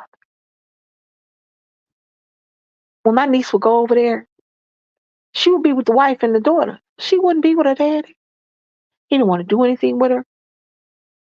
He didn't want to play with her. But you was there, player. Come on now. And he did the wife the same way he did my friend in the end. They are who they are, y'all. They are who they are, people. The flags are theirs. The red flags belong to the owners. The red flags are theirs. You can't turn them flags to white flags. You can't turn them pink. They're gonna stay red. They're gonna ring. They're gonna wave for you. They're gonna wave for the person, the first person. They're gonna wave for the last person. It is not until this person has had an epiphany that their actions are wrong and that what they're doing is not right. It is not until then that these flags may have any hope of changing. But you can't change somebody. And for number one, first and foremost, it's not your job. You're not the flag killer. You can't change somebody. You can't love somebody into being a better person. You can't love somebody into being a better parent. You can't love somebody into being a better sibling, a better nothing. Shit. You can't love somebody into being a better child. You can't. You can love them, but you can't change them until they want different, until they desire different for themselves. You can want the world for them, but until they want the world, they're not going to do anything. It's not going to happen. And you're going to be the one that feels the weight of this. Do y'all understand that all actions carry weight? Some actions remove weight, but most of them have a weight. You ever seen a parent or an older person or a friend or I'm an older person now, so shit. You ever seen your homeboy, your homegirl, and they always look like their shoulders are heavy? They always look like they're carrying a big burden. You don't quite know what it is. They say they like their job. You ain't never heard them say nothing, but they carry this, their shoulders just down. That's the weight of all the things they carry that they don't have to. They choose to carry it, but they don't have to carry it. You don't have to stay anywhere you're not wanted. You don't have to stay anywhere you're not loved. You don't have to stay anywhere you're not cared for. You don't have to. And if you choose to, you have to understand that you are the reasons the weight is on your shoulders. We were sitting up there. I don't know why it came about. Something about being broke and happy. Somebody said, would you rather be broke and happy or rich and sad? And I can't imagine having all the money in the world and still being sad and still having the weight of my shoulders to where my shoulders are so slumped over to where my face doesn't even know how to smile anymore. I can't imagine having access and resources and being able to do what I want to do when I want to do it and still being unhappy. So I chose broke and happy because if I'm happy, I'll be happy with what I got. If I'm happy, I'm in a space to receive more. When you're unhappy, you're full, but not of good stuff. You don't have a space to receive more. When you're happy, you look at each day as a blessing. You look at each morning as a great day and each night as a thank you. You may not be able to, I may not be able to do everything for my son, but I'm so happy with the man that he is coming and the things that I can do for him because I'm happy. Are there things in my life that are sad? Sure. But as a person, I'm happy. I love my wife. I love my kids. I love my grandbaby. She just sits here and she looks at me sometimes, and now she's just kissing. And I'm like, I'm a grandmama. I'm like, what do you do with that information? I'm sure y'all can hear in the background right now, harassing her mama.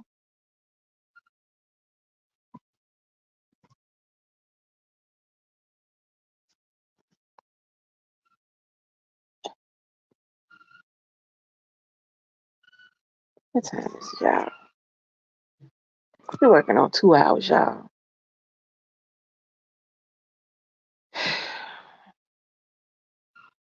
Red flags are bright and red for a reason.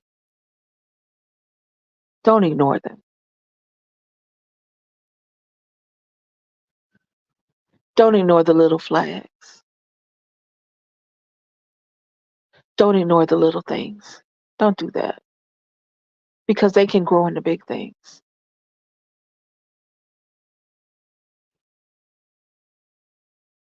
If something is wrong, tell people.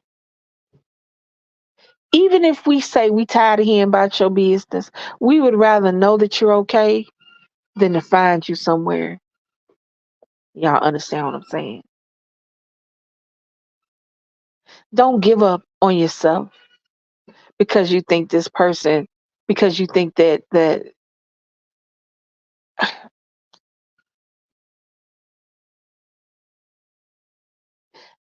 I'm trying to say it in a way. If you feel so bad about yourself, you want to give up on yourself because the person you're with is not filling you with you can do it. You got this, baby. Come on, let's get it. You can go. Call your mama, call your sister, call your cousin, call somebody. I can call my cousin right now. I ain't talked to him in a minute, but look. This is going all wrong. I need a minute. Can I come? Yes. I can call my sister. Look. Me and Nick on our way. What time I need to pick you up from the plane or the bus or the train or however I get out there. Don't alienate your family and friends from your life to be with somebody. Huge red flag. We will be there for you. If somebody says that they're all you need, huge red flag. Agree to disagree. Don't do that. No one person can be everything to one person, but your person won't care if you're friends with everybody because they know where you stand, they know who you are.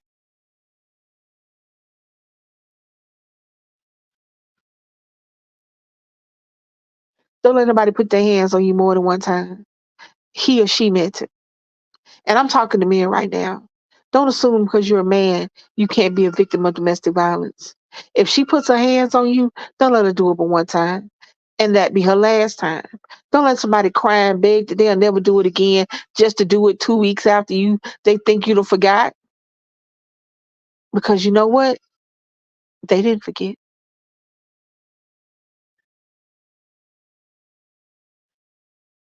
If you can't forget that somebody cheated on you, you ain't forgave them. So please stop lying that you forgave somebody because you're going to bring it up. And if you can't stand that, don't stay because it wasn't nothing you did. If somebody cheating on you, that's 100% on them. It wasn't nothing you did. It had nothing to do with the sex you gave them. It had nothing to do with the clothes you wore. It had nothing to do with the way you had your hair. It had nothing to do with the job. It had nothing to do with the money. It had nothing to do with any of that. Someone cheating on you is because of who they are, not because of what you did or did not do. Make deal breakers and keep them broken.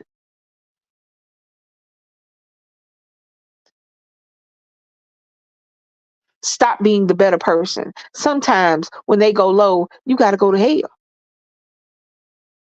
You ain't always got to take the high road. Sometimes you have to say, you know what? I'm being selfish. I'm going to do this for me. And there's nothing wrong with that either. There's nothing wrong with that either. Honor them red flags. Them red flags are there for a reason.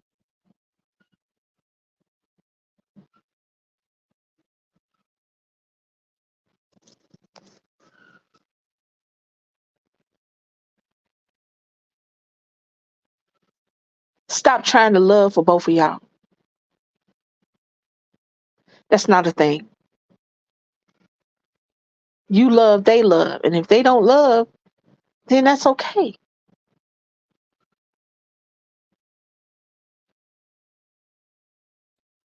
Make it known that you deserve no less than 100% of their love. And if they don't have that to give you, that's fine. But don't stick around thinking they'll change, hoping that all of a sudden the 20% will become 30%, and maybe in a few years it'll become 50%, and maybe if I stick it out long enough, I'll get up to 75%.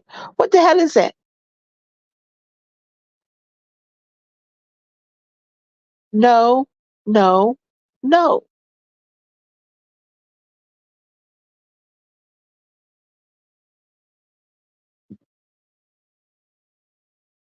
Take no less than you deserve. Honor your desires, honor your wants, honor your needs, honor your being selfish with yourself, because sometimes you just have to say, you know what? I got to put me first. I forget what movie that's from, but I got to put me first. You spend so long putting everybody first, your family first, your siblings first, your job first, this person that's supposed to love you first, and you put yourself last or not at all. And then when you finally do something for yourself, people are so used to you using yourself up for them that they call you selfish. Well, you know what? That's cool. I'll be selfish. You're supposed to be a little selfish with yourself. You don't have to go out of your way and break your back for somebody all the time. Sometimes you got to go out of your way and break your back. Bake back. Sorry, y'all. Rewind. Sometimes you have to go out of your way and break your back for yourself. You can't always be the bigger person. Sometimes you got to be the tiny person.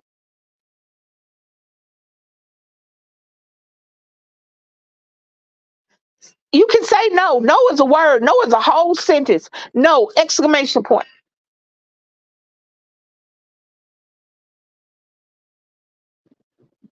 We're going to have a family over again this year. No, we're not. No, we're not. No, we're not. Somebody else is cooking Thanksgiving this year, because the last time they came over here, nobody brought nothing. I cooked the whole meal. Everybody took plates home. We didn't have no leftovers, and did nobody even pick up behind themselves. So no, sir, we're not having Thanksgiving over here this year.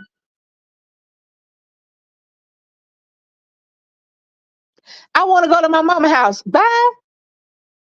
I'm going to put my tree up. I am going to decorate my house. I'm going to put my gifts under my tree, and I'm going to enjoy my Christmas day in my pajamas at my house. There's nothing wrong with that. There's nothing wrong with sometimes saying, not today, Satan.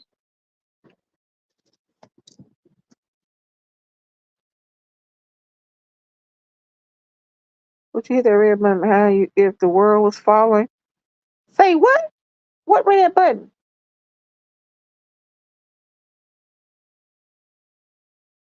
I'm so confused.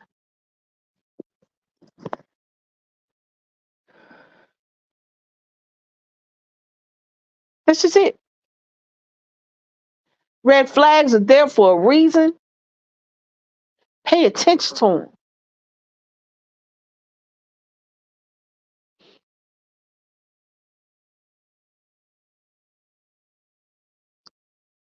He did mean to do it. He meant to hit you. He meant to push you. She did mean to do it.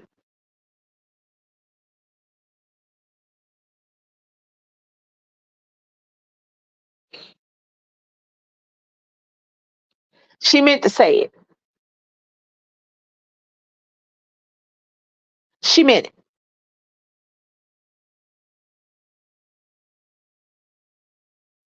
He don't love you. She don't love you. That's not love. If you have to try to define it as something, if you have to try to define love, try to define it, that means it's not what it is. You know it when you see it, and then you don't need a definition for it. It's so hard to define love. It's a chemical process. It's a feeling. It's so many things, but it's undefinable because you don't need to define it. Because when you see it, you know it. You don't have to define it. You don't have to figure out the words. I love you. I love you. Yay.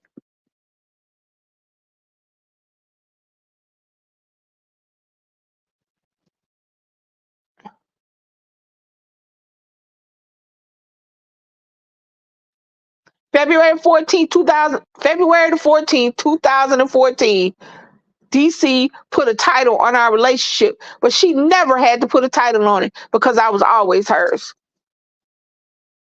She didn't have to title it if she didn't want to. She wanted to, and I loved her for it, but I already loved her, and I was already hers. No definition needed. When my son came out, and I looked at him, and I looked at him, and I kept looking at him, and no definition needed.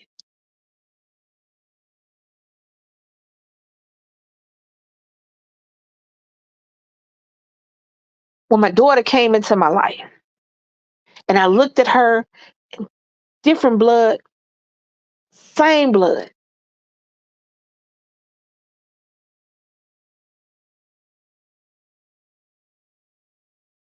When my grandbaby smiles at me, I forget just a second of pain because that's what love does. Love is that thing that you can try to define, but you don't have to because when you have it, you know it. When you see it, you know it. Everybody knows what love looks like, what it feels like. They don't have to, they can describe it to you, but there are really never any words that work. And when it's real love, it's never any words that really work because it never seems like it's enough. So if somebody is trying to find every word but love to describe how they feel about you, they don't love you, baby. And it's okay. It's okay that you feel for them and they don't feel for you. Take your time to mourn the relationship, to mourn the loss, to mourn the fact that it was never there. Move on and then do it again because it is worth it in the end. Because when you find that person that is undescribable, that has no definition, but you know it, baby, all I'm saying. Hey, just Krista. Yeah, because I'm getting ready to get off here, Mom. I've been on here 2 hours already.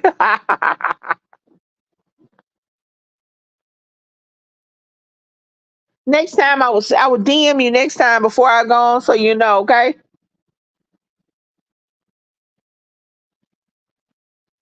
I was like, where's my other side? I don't even have Lady Lottie. But that's all right. I made it through 2 hours almost. I almost made it. I got 6 minutes away.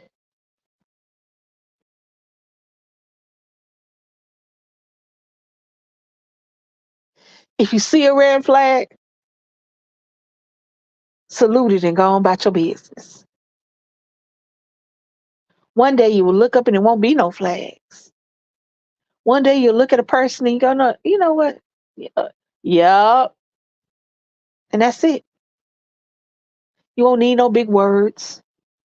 You won't need no dissertations, no Encyclopedia Britannica inserts. You won't need a Google search. You won't need AI. You won't need a MacBook. You won't need an iPhone. When that person that has no flags, that makes you go, you know what, you right, you my person, I'm good. When you can't define it because it doesn't need a definition, you'll realize that while you may have been hurt in the past, it doesn't compare to the love you have.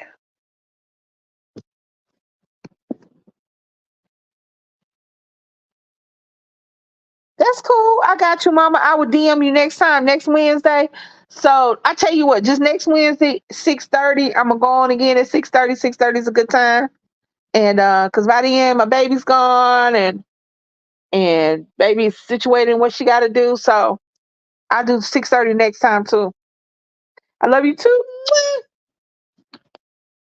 Let me tell y'all something. I've been talking about red flags, I've been talking about the bad side, but let me tell you about the good side. When there are no flags,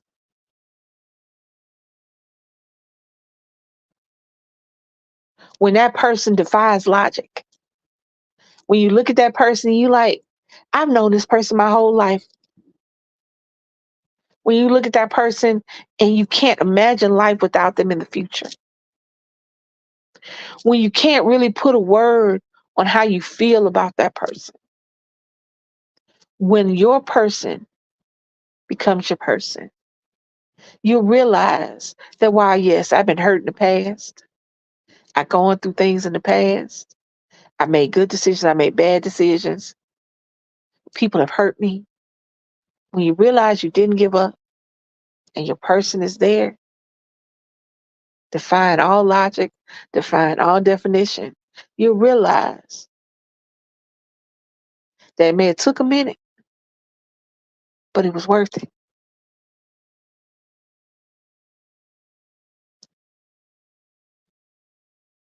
Sometimes you get it right on the first try, sometimes you get it right on the 15th try. You never know. But you never give up on love. You never let them red flags beat you down so far that you don't feel like you can get back up. You never let them red flags control you. You control the flags. You control what happens. You control your day to day life. You control who's in it. You control who's out of it. Hear what I just said. You control who's in and out of your life, not them.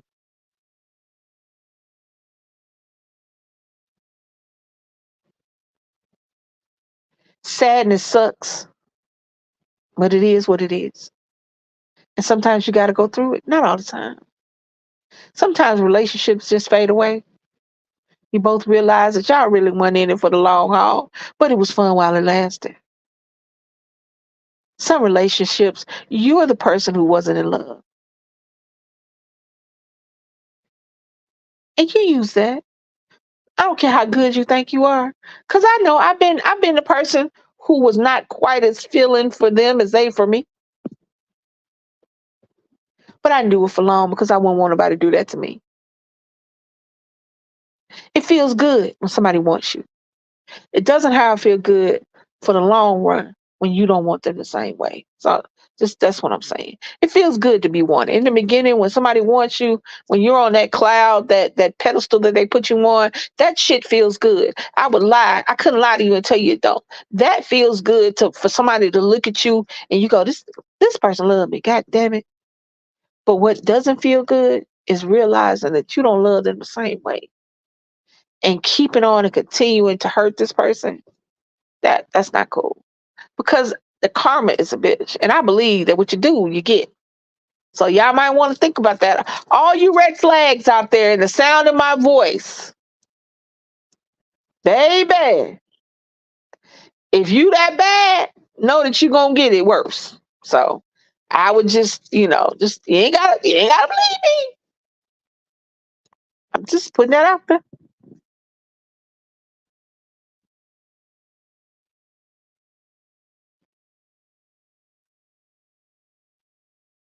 DC is not here at the moment, so I don't think she gonna put the music on. You go ahead on. Come on in, Crystal.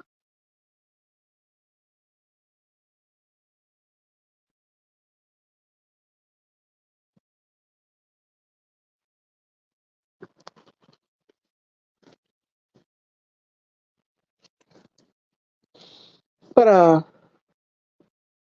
yeah. That's all I'm saying, y'all.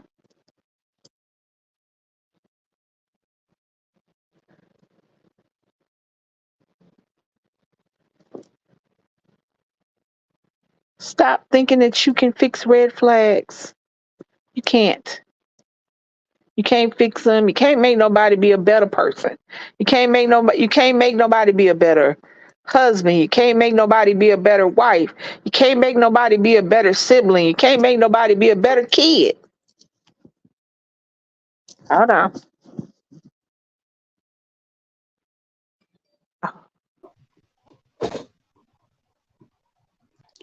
Hello? I got it. Ah, Hey, is my thing like raggedy? uh, it's got a little backwash to it. Wait a minute. How about now? It still got it? A little bit. It's a little crackly. I don't know what's going on with this thing. Everybody was telling me that earlier too. Yeah, it's a little crackly. I don't know why it's a little crackly. It's a little crackly. Uh, well, hi. I ain't gonna have you up here listening to cracklings. My hello. I was Hi, like, it's I thought myself the whole time. Where are they? Lisa. Can I tell you the truth? I fell asleep. That's all right. I fell Yeah, but I asleep. mean, cause I got on at like 6:30. But I seen the thing where you was gonna go on. Cause she's not at the house right now. So she Okay. had it all set up for me. So I got on in my time, and I was by myself for the first, till you just got on. So I was like, all right, I'm cool, and I got it. And I said, well, it's been 2 hours. I'm gonna get off. And then you came in, and then she put up the thing, and I said, well, all right then. Oh, I'm so sorry. I'm so sorry. Oh my God. I was gonna come on. It's been a crazy day. Just been crazy. Hey, that shit happens. I can't be mad with you by having a day. Yeah. At least I got to come up and say hello. Yeah, we were talking. Well, what had happened was, what what had happened was, You already know I'm is- going to watch the replay because it's a good one. yeah, there was this. I had been seeing this couple that are on TikTok, and they're a lesbian couple, and they've been married for 6 years. And I don't follow them, but they made it to my FYP a few times. So I'm looking on my FYP, and all of a sudden I'm like, we get a divorce. Now I'm nosy because we all are. I'm like, Yeah. oh, they get a divorce. You know what I'm saying? I don't want anybody to get a divorce. It's not just because Yeah. I'm being nosy. It's just because black love. Yeah. Yes. Yeah. I don't want any black lesbian couple to get a divorce. But shit, do what you got to do. Right. So she had like 9 parts. Hey, DC. What's up, y'all? I'm just checking the live stream. That's all. I'm at my sister's house. Oh, I'm crackling. She said, A little bit. You might have to go out and come back in. okay. Okay. All right, I'm just checking, making sure it was all right. I ain't want nothing. What are you doing? We sitting in here eating Popeyes, chilling. That's disrespectful and rude. Goodbye. Goodbye. She bought me some Popeyes. It does not change the disrespectful rudeness. Don't be showing me the bag. She left a piece in there. I left you some. Oh, y'all over there cheesing and grinning and eating Popeyes. I know, right? I'm just playing. I'm trying to get this thing off that you post. That's what I came on here for. One thing, There you go. I got it off. you just had to touch it. Yeah. You didn't touch it, so Hey, what bothers me? Well, I don't look at the chat. I only yeah. look at it every now and again, so I don't look at the chat. All right, I'm gone. See if Krista. I think Krista might be trying to get back in. I don't see. I can't see that part on this. No, she not. It'll make a noise when she try to come back in. All right. Goodbye. Hey, are you okay? Yeah. Am I okay? Look like she okay to me. Got some music on. I know I ain't trying to get copyright. Gotta go. She had some food. Goodbye. All right. I love y'all. Love you too. All right. Bye. Why is both of us up there? I'm gonna give just Krista a minute to come back. But yeah, back to the. But now I've been talking about random stuff. I just don't want to. That's just crazy to me, y'all.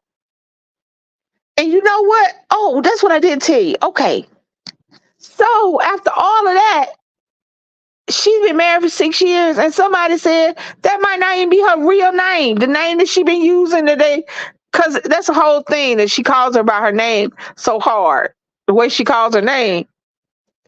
So, and I ain't gonna use the name on here, but come to find out, that might not even be her real name. I mean, how hard? What the hell?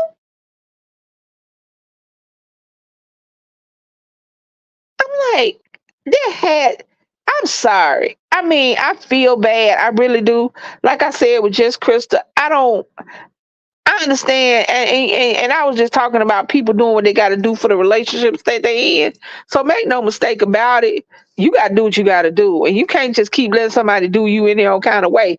And I don't want to see anybody break up, but come on now, there had to be. There can't just be this blissful ignorance.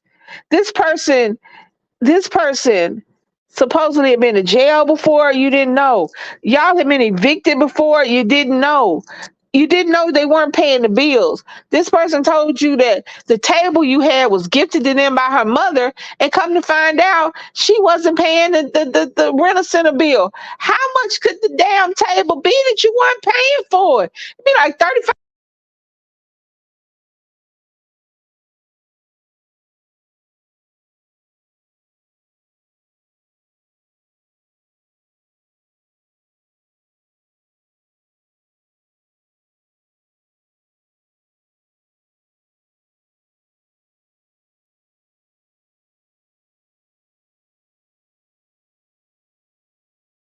Can y'all hear me? This Kristen hasn't come back yet.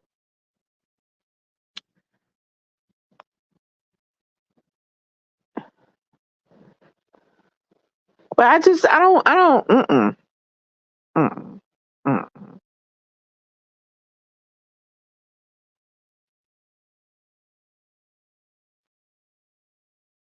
And people don't want to, and you don't want to blame the aggrieved party. You don't, and I don't blame her. That's the reality. I don't really blame any. I blame old girl for doing the mess up stuff she was doing. I don't blame her wife for not knowing. I don't. I wonder what will come out later on, because the other person has not spoken. The other person has not gave their side of the story. I told y'all the other person was a pastor, a preacher, whatever, and she's just reading different scriptures. I don't know what's going on. She's not responding to what her wife is saying. She's just coming on there and putting scriptures on and getting off. Um, so I don't know what happens when the other half comes out. I don't know.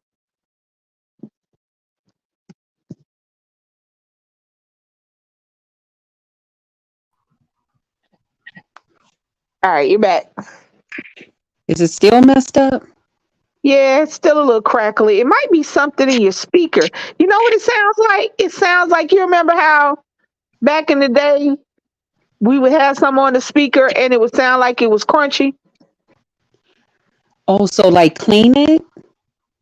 No, I mean, but that's how it sounds. I don't know what to do with it. Now, that's DC's area of expertise. I don't know that. Okay, because I don't want to be crunchy. But that's Well, what I can't think of no other word than crunchy, because that it's like I don't know, maybe they can describe it better than I can, because to me it sounds crunchy. But it doesn't do it all the time. okay. Hmm. I don't know. Yeah, It's well, it does. Well, I put say this: it doesn't do it when you're not talking. Like, it's not doing it the whole time, but if you speak, it does. okay. But that's all Hmm. right. It ain't that bad. Yeah. Anyway, Okay. What I was talking about was that there was this couple on TikTok. Do you be on TikTok? No, I'm not on TikTok. Okay, you should go on TikTok. But that being said, there's this couple on TikTok. It's a dom and a femme. They've Okay. been married for 6 years. I want to say, oh girl, the femme is like an entrepreneur, you know, Okay. businesswoman. The dom is a pastor, and she works in she's a rental manager. Okay, that's Okay. important. The rental manager thing is important. Okay, Mhm. so I'm scrolling on TikTok as I do, and I see her talking about they get a divorce, and I'm like, oh, I like them, you know, for what Mhm. they were. I mean, I have a strange following, but I didn't follow them. But I was like, when they Right. showed up on my FYP, I was like, oh, you know, they was funny.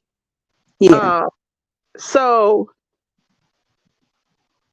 I went down a whole rabbit hole of wow. So long story short, they've been married 6 years. Uh, Now this is the film talking about the Dom. Everything I'm saying is what the Dom is accused of being, allegedly, okay? Okay. Because we're not. I'm saying allegedly in front of it all. Yes. Allegedly, it is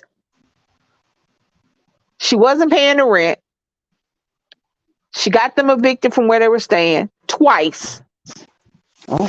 The second eviction stuck because even though the film paid the rent, the management company decided that they did not want them to continue renting to them. So they decided to Okay. terminate their lease and they must vacate in 30 days. Oh boy. The church that the Dom had been to previously in another area, another state, she got kicked out of that church for stealing money. Oh. The Dom was borrowing money from the film's friends. The Dom was getting her brother's money, rent money, to her cash app and not paying his rent. Oh. The Jesus. Dom, what else? She done a lot of stuff. Uh, Good Lord. she got paid. Now, the film kept calling her stuff gigs. I don't exactly know what she does. I think she's a fashion designer. She designs clothes, or she's a stylist. She's in the fashion industry in some way. I'm not 100% certain. But she kept calling what she do. She's still getting booked for gigs. So I'm assuming she's like a designer slash stylist. So she got a call from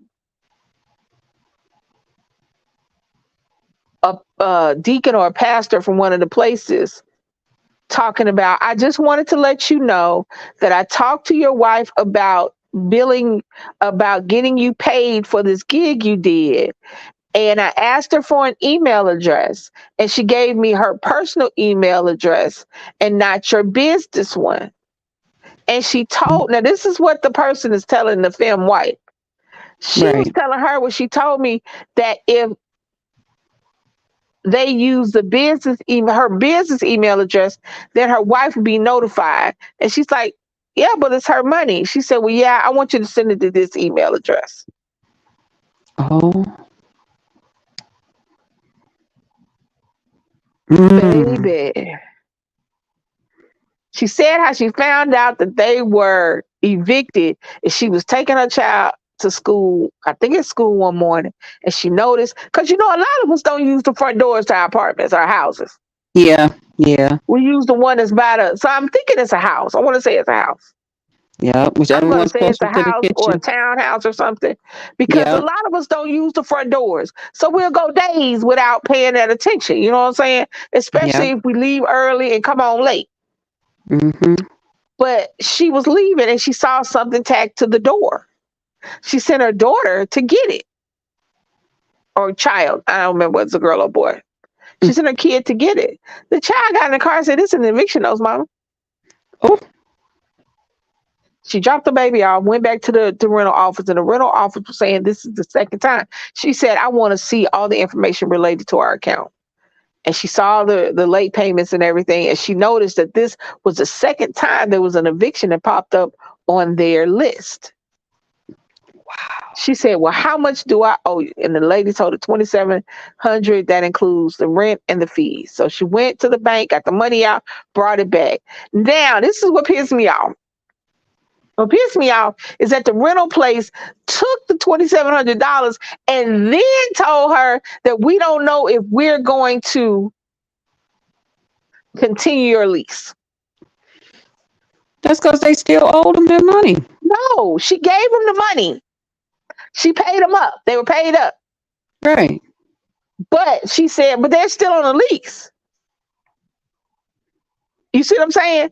I don't Oh, know if they're we're going to still, continue you living here. but they She had paid already up. violated the lease, though. It don't matter. She was paid up. She had paid up. She didn't tell her until they got back. You see what I'm saying? When she was Okay. talking about it, she didn't tell her that the rental, the leasing agent is considering terminating y'all lease. She didn't tell her that. She told her how much it was to put them up to date. When she Right. got back and after she gave her the money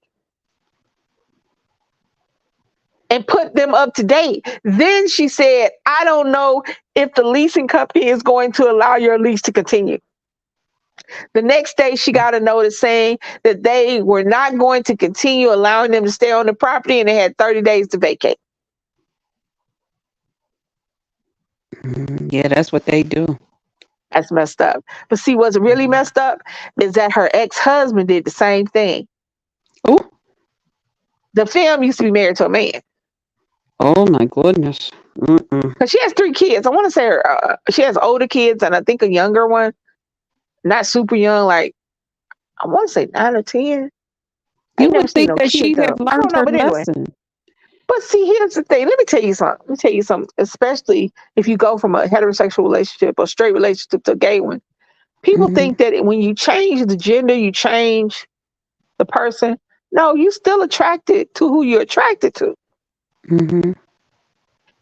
And the real talk is some of us are attracted to toxicity.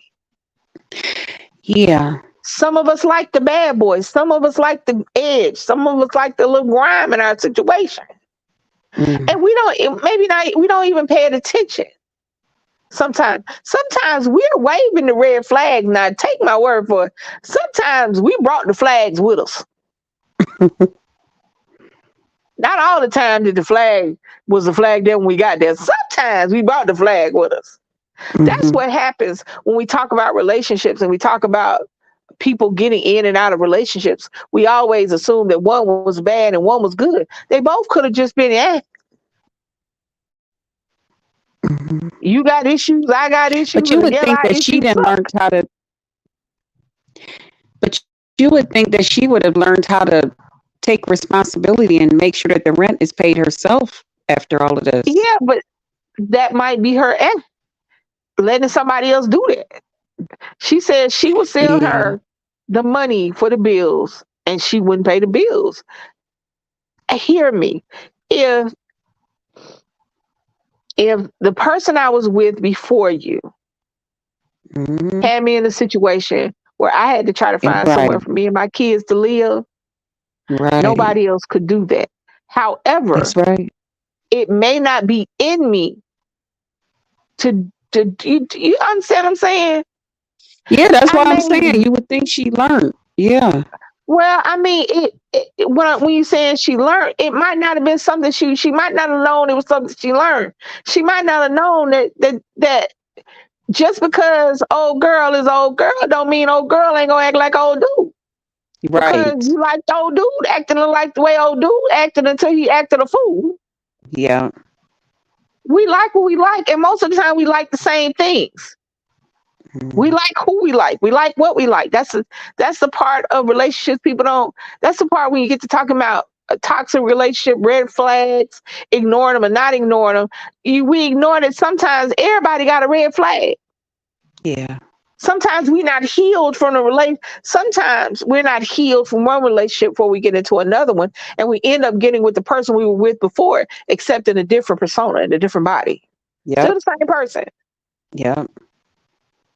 It's just a little. It's instead of being him, it's her. Mm-hmm. Instead of being black, it's white. Sometimes it's the same. because we haven't healed from one situation to the next situation. Mm-hmm. You have to heal from one situation to the next situation.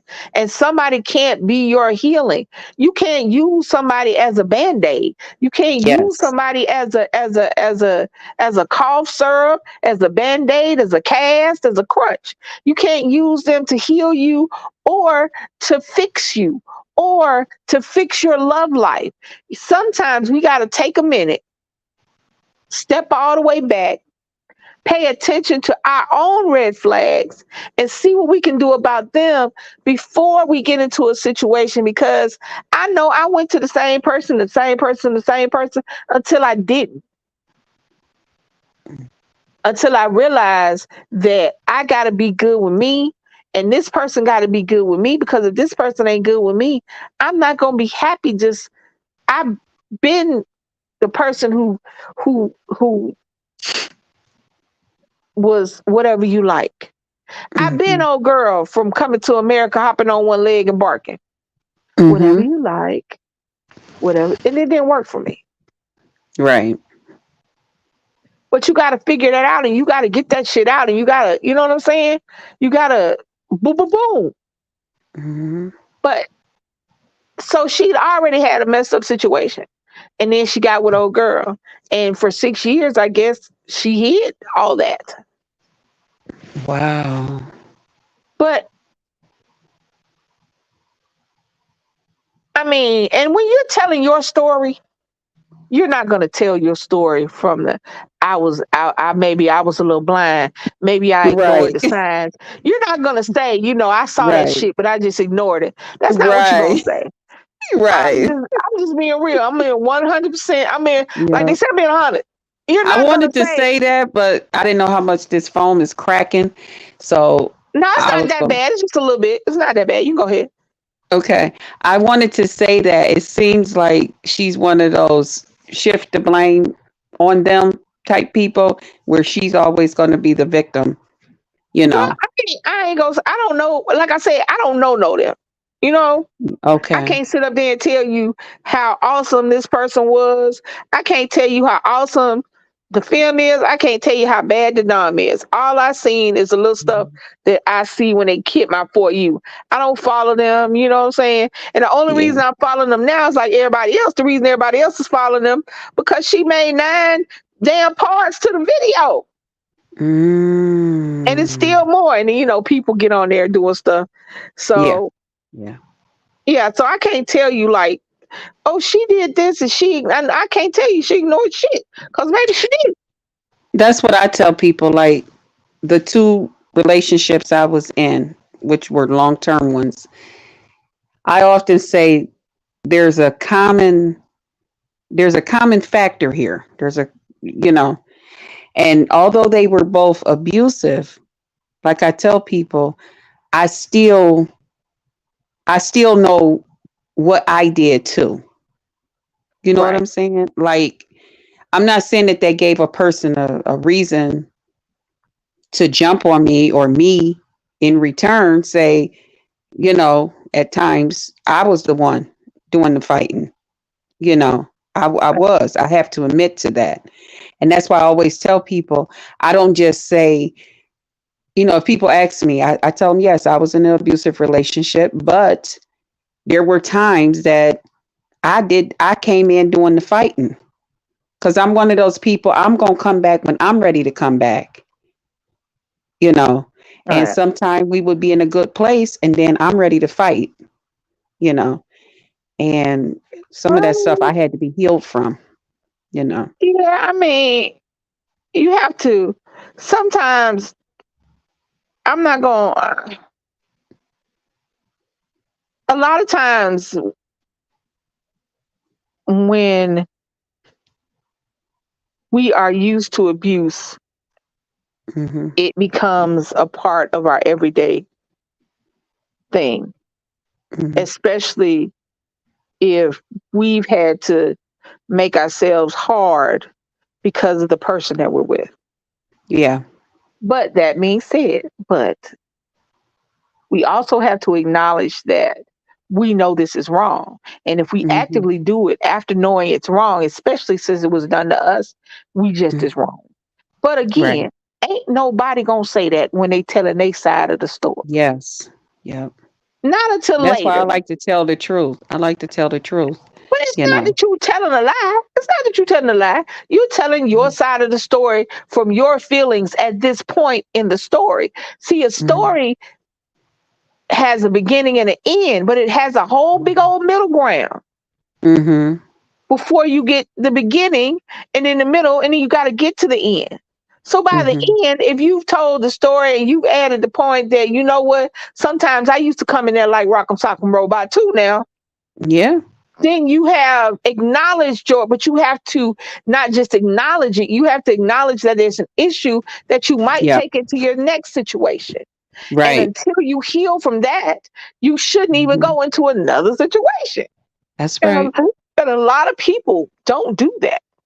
Mm-hmm. She gotten out of a bad situation, she gotten out of a bad relationship. True that. But she went to another relationship, not Mm-hmm. necessarily healed from the one that had already affected her. Mm-hmm. And people don't realize that you can get just as comfortable with bad shit as you can with good shit. Yes. Mm-hmm. And when you're comfortable with something, you'll seek it out. Mm-hmm. If you have a user, they'll see it in you. Hear me. Mm-hmm. If you find somebody that's a user, users get good at people. Users are very good at people. Mm-hmm. They're good at seeing the the outside, plus seeing to the stuff that you don't show the outside, because that's the part they need to use. Mm-hmm. Users don't need to use what you show to the world. Users use the stuff that you show only to them. Mm-hmm. They don't use your beauty. They'll use it against you because they know how you feel Mm-hmm. about it. Mm-hmm. Users don't use your success. They use it against you because you might feel like I'm this, and because I'm this, it makes him feel bad or her bad about what she is. My success is the problem. It's his problem. It's her problem. Users know what to use, how to use, and when to use. Mm-hmm. And if you haven't healed from a situation and you bring that with you, a user will see that and go, you know what? Thank you. Mm-hmm. This girl, they said that this girl is a scammer, been doing this. Went to jail, Mm-hmm. didn't tell, been to jail, didn't tell her wife. Her wife don't know she was had been in jail. Her wife don't know she was kicked out of the church. Not she didn't leave the church. She was kicked out of Mm-hmm. the church for stealing, for Ooh. misusing the church's money. Yeah. She was borrowing Yeah. money from everybody. She borrowed money from her friends. Now my question is, how friendly are you with your friends? Because my friend would have been like, before she went in her wallet, bitch, what's going on? What you need money for? Because my friend would assume that I needed money Right. if my partner is coming asking them for money. You see what I'm saying? Mm-hmm. Mm-hmm. My friend be like, "This, what's going on? Why you couldn't call me? Well, what you talking about? Well, your girl over here asking for money. What girl? Who the hell is you talking about?" Yeah. It becomes a cycle, and you Mm-hmm. got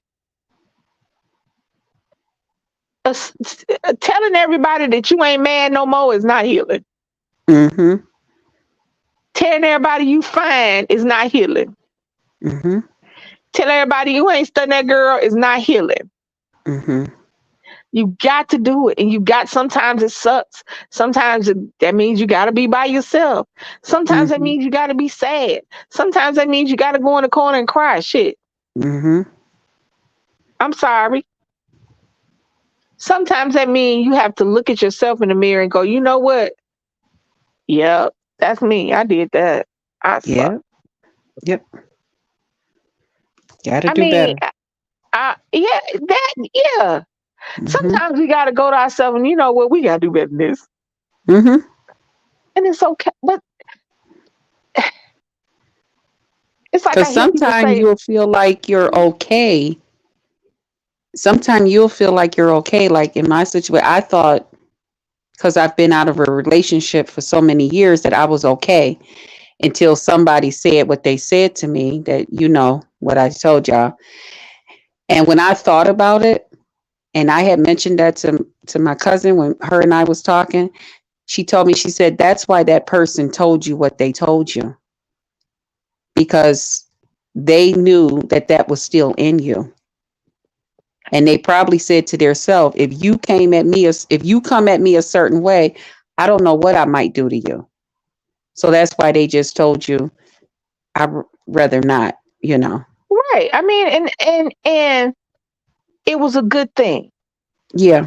regardless of Yep. whether or not regardless of how it ended. It was a good thing because you didn't want to get in a situation with somebody, No. and they overlooked that flag you showed them. That's a red flag. Yep. You telling somebody you've been in an abusive relationship and you have put your hands on somebody. That's a red Mhm. flag. That's a big ass red flag. And had Yeah. they ignored it and y'all got into a situation, like I said, the first time she came to you Hmm. and said, you know what, I'm feeling this girl, you might have put Hmm. your hands on her. Yeah. Not because you're a bad person, but because you ain't worked through that shit yet. Hmm. That's it, not necessarily because you're a bad person. You learned to put your hands up. You Hmm. learned to fight because you had Yeah. to fight. But instead of learning that instead of relearning the fact that that's not the right way to go about it, it stuck with Hmm. you. And that's not a Hmm. bad thing because you just ain't because that situation hurt and it affected you. And we don't want people to know that. Hmm. We don't want to seem weak in front of people. We don't want to seem broken Right. in front of people. But shit, if you weak and you broken, you just weak and you broken.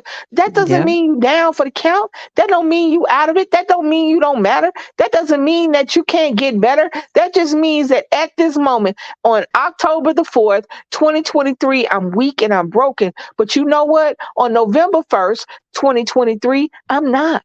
Or I'm Hmm. working to heal it, or I'm building myself back up. You don't Yeah. have to stay that way. You don't have to be ruled by the choices of others. Hmm. Because And that's okay. even here recently, um, I I don't know. I was talking to somebody on YouTube, one of the ladies here on YouTube, Uh-huh. and they had said something, and I had said something they had said had really made me upset to the point I was like, you know what? It's a good thing you ain't near me. And I'm thinking to myself, you really would have messed that girl up. You But would have hauled why? off and hit that girl. But why? And yeah. But And I why? had to really think about that. Cause I I was mean, just that mad at what they said.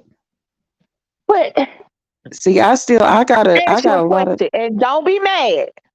oh boy. Because you know how your booty hole like to tighten up when I ask you questions. You know. Before the abusive relationship that you were in, were you jealous and reactive? Towards, If that somebody, was if like the somebody, first guy I was with. I'm sorry, if it's a lot somebody of traffic wronged over you, here. if somebody Huh? wronged you, or if somebody hurt your feelings, was your first thought process to whoop their ass? My thing was always to hurt them back, to make Okay. them feel the pain. You I'm gonna need tell to you, even talk. as You a need to talk kid, to somebody about that, not yeah, about your abusive relationship, okay, but because you need to talk to somebody about why your first instinct is to hurt somebody. it's to hurt them back. If somebody hurt Right. me, my thing is to hurt them back. Right. Yeah, even as And a you was talking kid, about when I somebody saying something. You just said somebody said something. They didn't put their hands on you. They just said something you ain't like, and your first instinct was going to put your hands on it. yeah, You need to talk because what happened was you got caught in a cycle. You got caught in a perfect storm. You were reactive by yourself, and then you got caught with somebody who would actually react. Mm-hmm.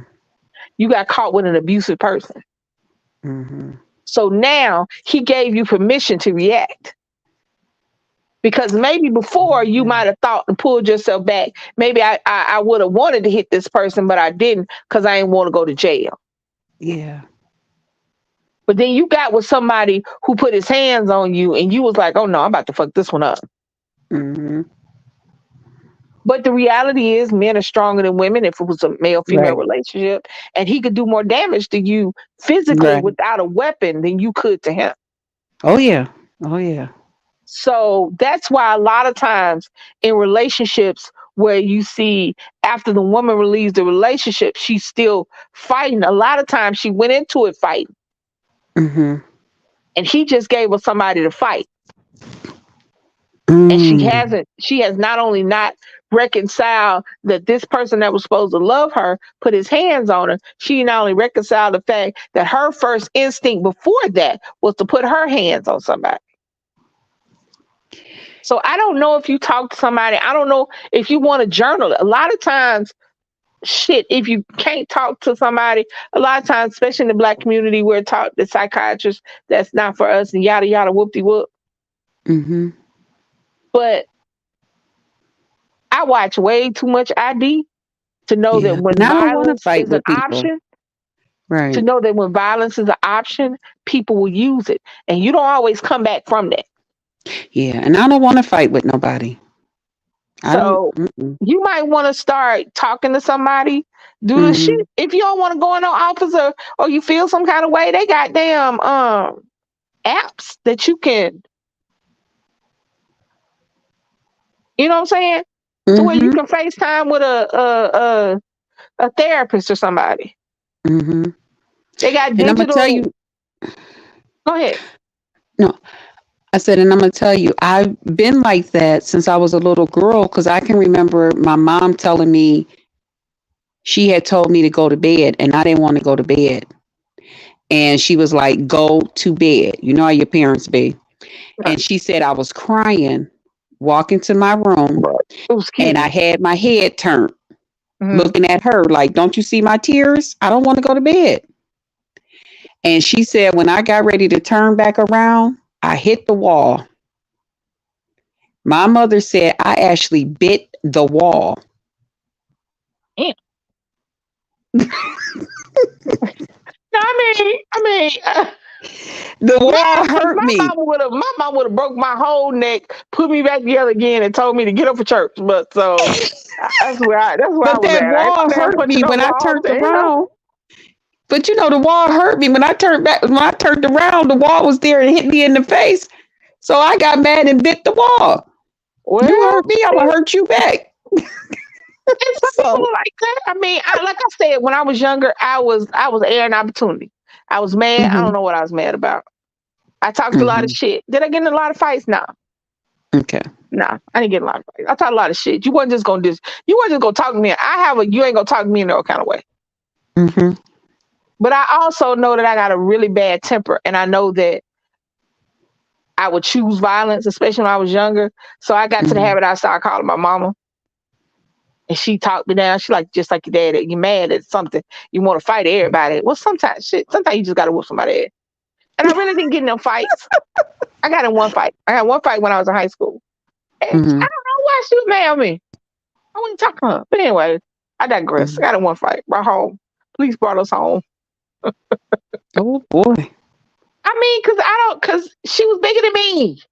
She was taller than Hmm. me. She was bigger than me. And she was mad Hmm. because she thought I was talking about her, but I was talking to somebody.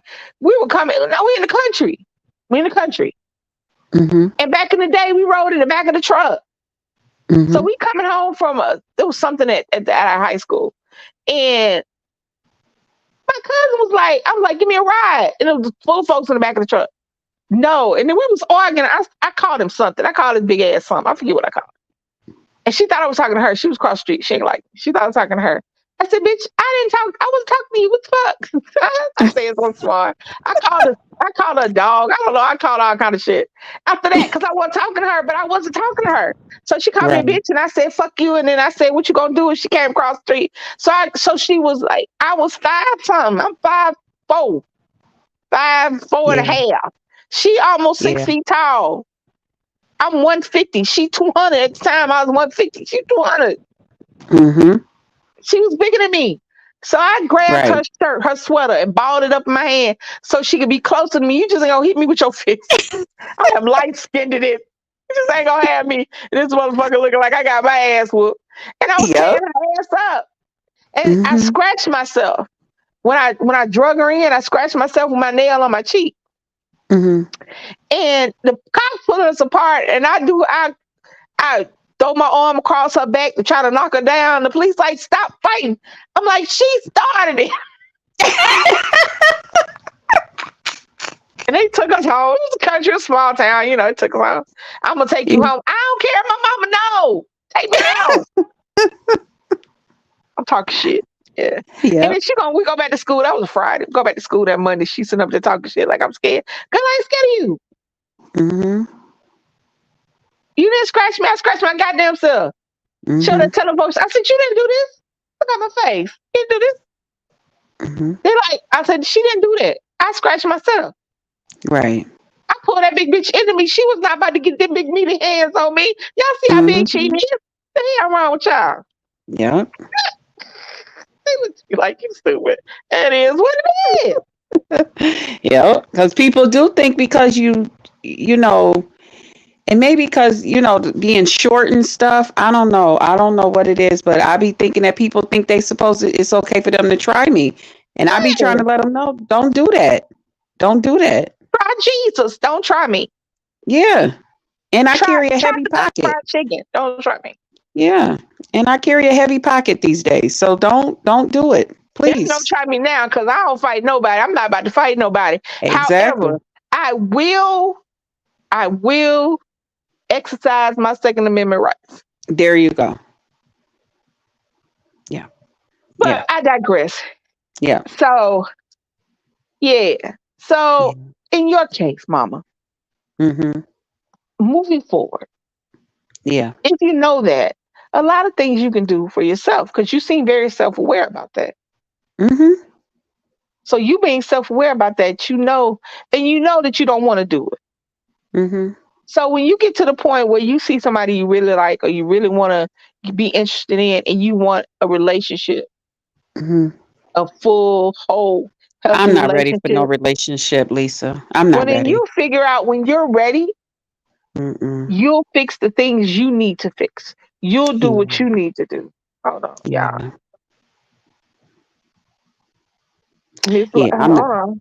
Hey, Miss I'm not. Light. I can see somebody, huh? What the hell is a fan running? I don't understand. Hold on, y'all. Uh, Good night, Rico. Hey, Miss Light. Okay. Oh, Miss Light, my sister. Okay. All right. I got it. I hadn't looked at the comments in a second. That's why I was Oh, looking. So I okay. looked at the comments. I was trying to say hello to everybody. Hello. Hey, Hello, everybody. I'm sorry I'm crackling over here. you're I don't know not that what's bad. It's just a little bit on the end. Oh, okay. Um, but when you get ready, you'll figure your stuff out. Because Mm-hmm. you don't, let me tell you something. Let me tell you something. Let me tell you something. When you love somebody, you don't want to waste 1 second of that love being mad, being jealous, being nervous, being scared, Mm-hmm. especially as we get older. Because I look at my baby and I'm realizing that, yeah, I got more years behind me than in front of me, but I wish I had more years behind me with her. So I'm not going to waste the years I got in front of me being jealous or mad or nervous or upset or none of that shit. Mm-hmm.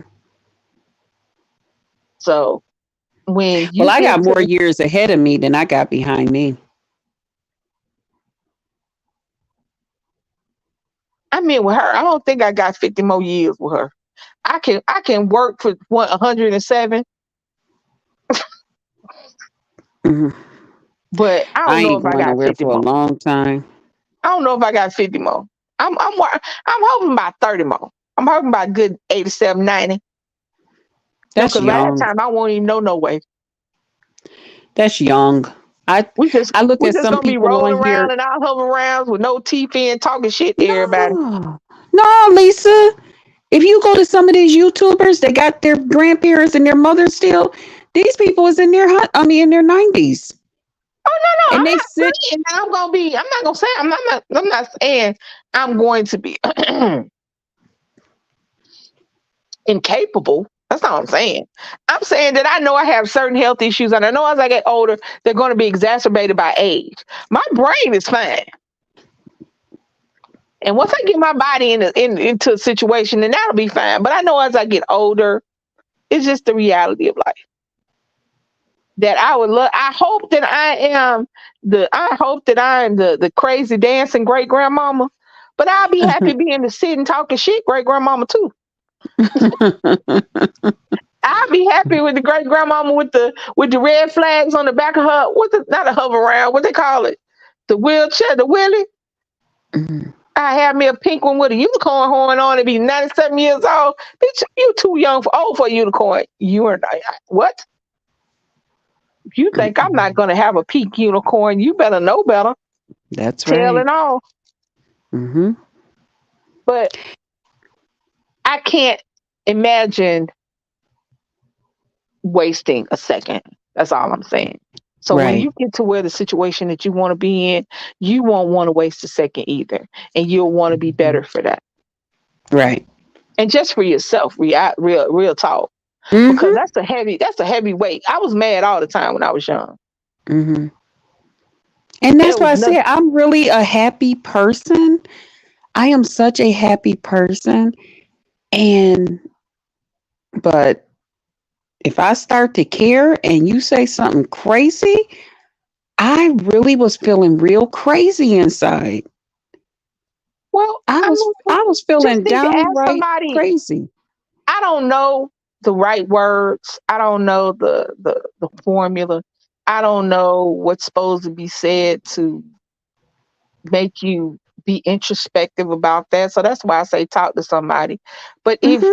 but as far as that, if you know that if you feel yourself getting that way, sometimes Hmm. we have to actively not do something. Yes. Sometimes we have to actively be like, you know what, I know that shit. I know I shouldn't be doing that shit. Hmm. Sometimes you have to actively be like, nah, I ain't about to do that. You know what I mean? Hmm. I gotta go sit down somewhere because that's bullshit. Yep. Go sit right in the corner. Yep. And And you face know the what? corner. I don't know if you're a big writer, but I know I've seen a lot of therapists, when they Mhm. talk about talking to patients and things when they work through stuff, you may want to Mhm. start journaling. But you know what my whole thing is, Lisa? And I think this is where I need to find out because my whole thing is I'm okay being single. It's people coming at me What? trying to offer me to be in relationships. Right. And there's nothing wrong with being single. I'm not telling you to get in a relationship. I'm telling you I know one you're day, not, but I'm just saying they bothering me. I'm okay over here. but one of these people might be your people. One of these people might be the one that make you go, Mm-hmm. one of these one of these invitations, one Mm-hmm. of these botherings might start a little sprinkle, a little spark, a little hey, Yeah. and you want to be okay with the hey. You want to be Yeah. okay. You want to be okay, not just with the hey, but you want to be okay with exploring the situation. And Mm-hmm. you can't just say I'm gonna stay single because I can't figure out how not to bust somebody in their face. You can't just say, okay, I'm okay being single, but the reason I'm all right with staying single, one of the reasons is because if I'm single, I ain't gotta bust nobody in their face. But the reality was, Lisa, you you, weren't supposed to figure that out. my bad, my bad. But the You weren't reality supposed to is, figure that part out. Reality is you're not okay with if the only reason you're okay with being single is so you won't have to go to jail. Mhm. Because if you're an attractive woman, people are going to be attracted to you. They're going to Mhm. shoot their shot. They're going to ask you Mhm. to dinner. They're going to, hey, can I get your number? And one of those people, two of those people, hell, all of those people might spark some in you. And you go, you know what? Here's my number. Sure, I like to have coffee. Let's go out to dinner. Mhm. And you don't want to ignore those or say no to those because you're assuming that it's going to end badly Mhm. or because you don't want to be violent with somebody. That's it. Yeah. You don't have to stay single because you're trying to actively avoid a certain aspect of yourself. You just figure out how you can deal with that aspect of yourself so that when you're ready for that person, so that when you are ready, Mhm. you can jump on in and say, "Hey, how you doing?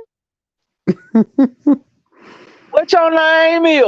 I like it. To where that person that you want to feel that, to where that person,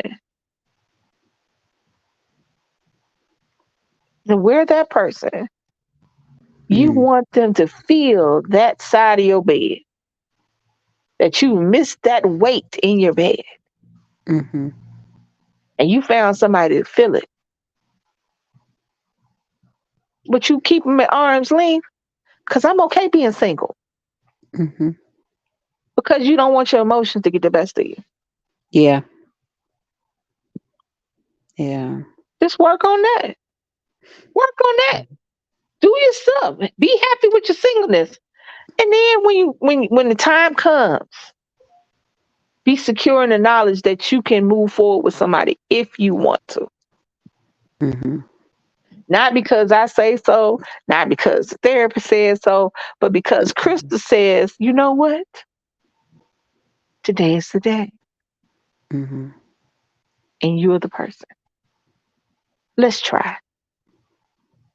Hmm. Now I hope you remember all my other words Mhm. of, if you don't stay just cuz and hey, if you gonna go, go. But shit, you Mhm. gotta try to go. You gotta get in to get out. I mean, I'm just saying. Yeah. Gotta get in, get out. Yeah. You know, you know. Let me see. Somebody said something. Whew. Well, it was great coming up with you and talking with you. I better go in here and get a shower. I try to get them before 11 so I don't disturb my neighbors because our water, it run real hard like First of I don't all, know why it do makes you so pay much rent? noise. Do you pay rent? Huh? Do Yeah, you pay your own paper. rent? Do they pay your rent? No. Okay. Lisa. I am not gonna rush to take no shower because my water loud. You know what? That sounds like a personal problem. If I live in here's the thing. The reason I say that is because when you do little things like that, you do it all the time and everything. You don't think you're doing it, but you do. Now you I do. being nice and that's cool and all, but if you ain't ready to take a shower or if you ain't going to bed till 12 and you want to get in the bed with fresh ass water on you, don't take your shower at 9, but you going to bed 3, 4 hours from now. Mhm. Some people like to get straight from the shower to the bed. Yeah, I'm Don't one of take those your people. shower I early can't because you sleep got with. loud water. What the hell? But I mean, yeah, I'm one of those people. I sleep better. I have to take a shower at night because I feel like I just sleep better. If I don't, I feel like I'm tossing and turning, tossing, turning, tossing, turning. I can't sleep. Then I have to get on up and go take a shower, and it'll be 2 or 3 in the morning, and all that noise, and these people got to get up and go to work. All I'm saying is, if you go into bed at 12, take a shower at 11:30. Don't take a shower at 9. If you go into bed at Mm. 9:30, take a shower now. I'm Well, saying I don't gotta rush to go. take a shower Yeah. Well, I because you gotta got get loud ass set. water. I just try to do it before 11. Because I got Well, to get you're everything so set up. nice. Bring. You're so nice. I got to bring the towels and stuff. I mean, they're nice too. My neighbors, I'm just they're saying. very quiet. I hear that I'm not nice. That's me. Let me see. When I take a shower, let me see. Hold on. Let me think. No,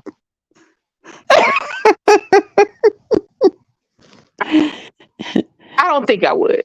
Because here's the thing. Here's the thing. I'm paying rent too.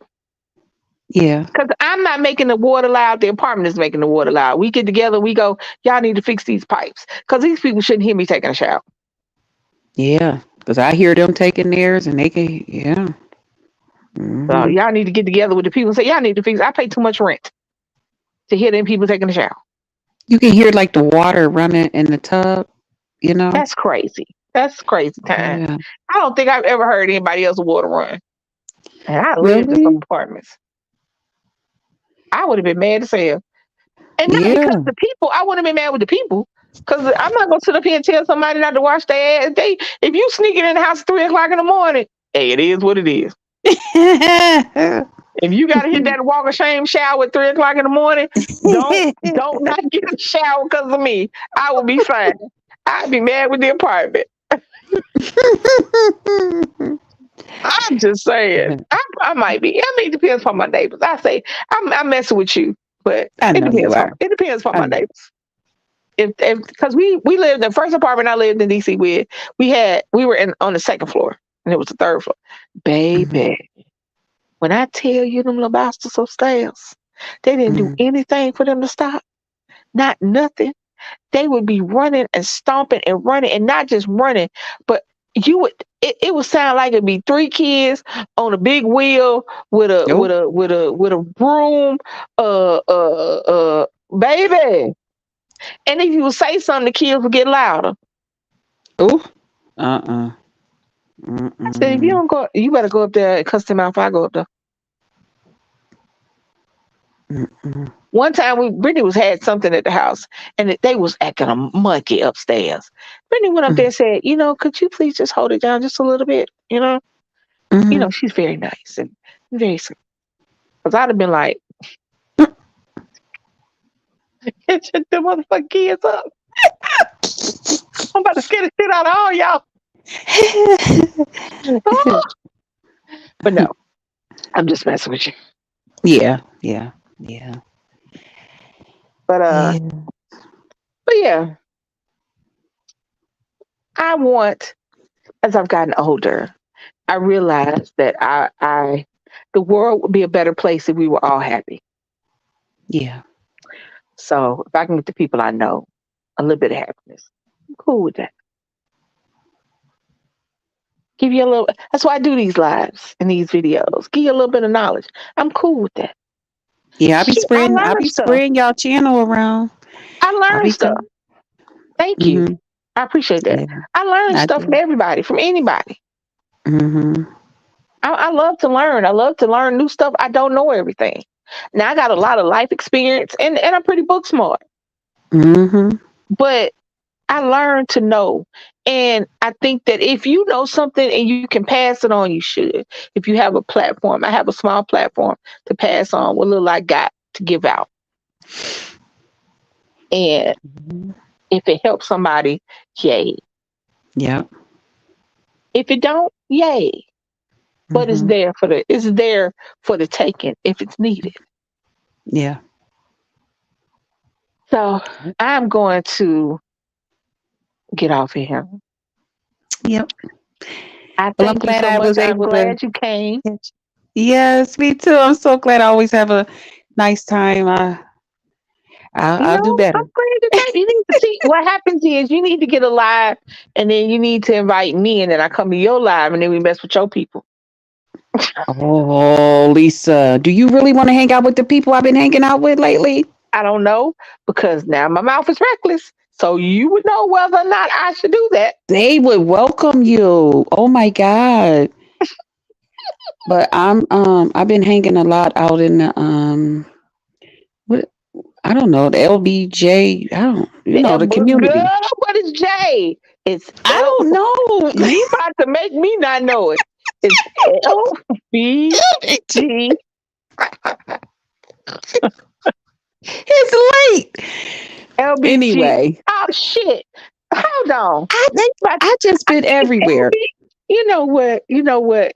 You know what? Lisa, That's I've been messed up. everywhere. I just been Hold on. everywhere. No, that ain't it. Now I gotta see what it is. LGBT. That's what it is. LGBTQIA. You Right. See, I always forget trying the to figure ending. out how to put a J in there. It's LGBTQIA. It plus. So it's a Okay. range. It's a plethora of things. Hmm. But you know, but I will be back Wednesday at 6:30, and I'll make sure that you know. And we got to get Leilani because Leilani's not in the building, I see. I see. but that's all right. I want to thank everybody for coming and hanging out with us. I would love to thank my hostess with my co-hostess with the mostest, Miss Jess Krista. If you are not on her channel, get on her channel. Get on like you know on. Come on now. I know I need to start doing videos and stuff. I think I will. Hey, I- that could be a way for you to do stuff. That can be a way for you to work through stuff. Your video, and you might be able to help somebody, or somebody I've might been be on able to help other you. I just been on other people's panels and all of that stuff on their stuff. Yeah, Just but I mean, partying like a you rock might, star. you might be Yeah. able to when you I got get too stuff on your chest, wild. get it off. Lisa, I get too wild out here when I'm by my when You I'm on my grown, baby. You grown. You ain't got no kids, and you ain't got nothing but air and opportunity. Do what you Lisa, gotta do. you gotta Do what go you gotta check do. out some of these videos I've been doing. Do what you gotta do. I don't understand why people feel like if this is who you are and you are comfortable doing what you're doing, don't stop Yes. doing what you're doing. Do I what you am. gotta do. If you want to be Mhm. wild, be wild. If you want to talk reckless, talk reckless. Do what you gotta Yeah. do. Yeah. People been Don't, enjoying it though. there you They've been go. yeah. Are you enjoying doing it? Oh, I am. I And am. I people just are gotta find enjoying it out when what's you do going. it. And I people just are gotta. enjoying it when you do it, right? Oh yeah, they're loving it. Well, then Yeah. there you go. That's the answer to the question. You don't have to. You don't. Let me tell you something. I don't care how bright your star is. Never dull it for anybody, especially not yourself. Ooh, I like them words. If you wild and Hmm. crazy, be wild and crazy. People make livings off of being wild and crazy. That's true.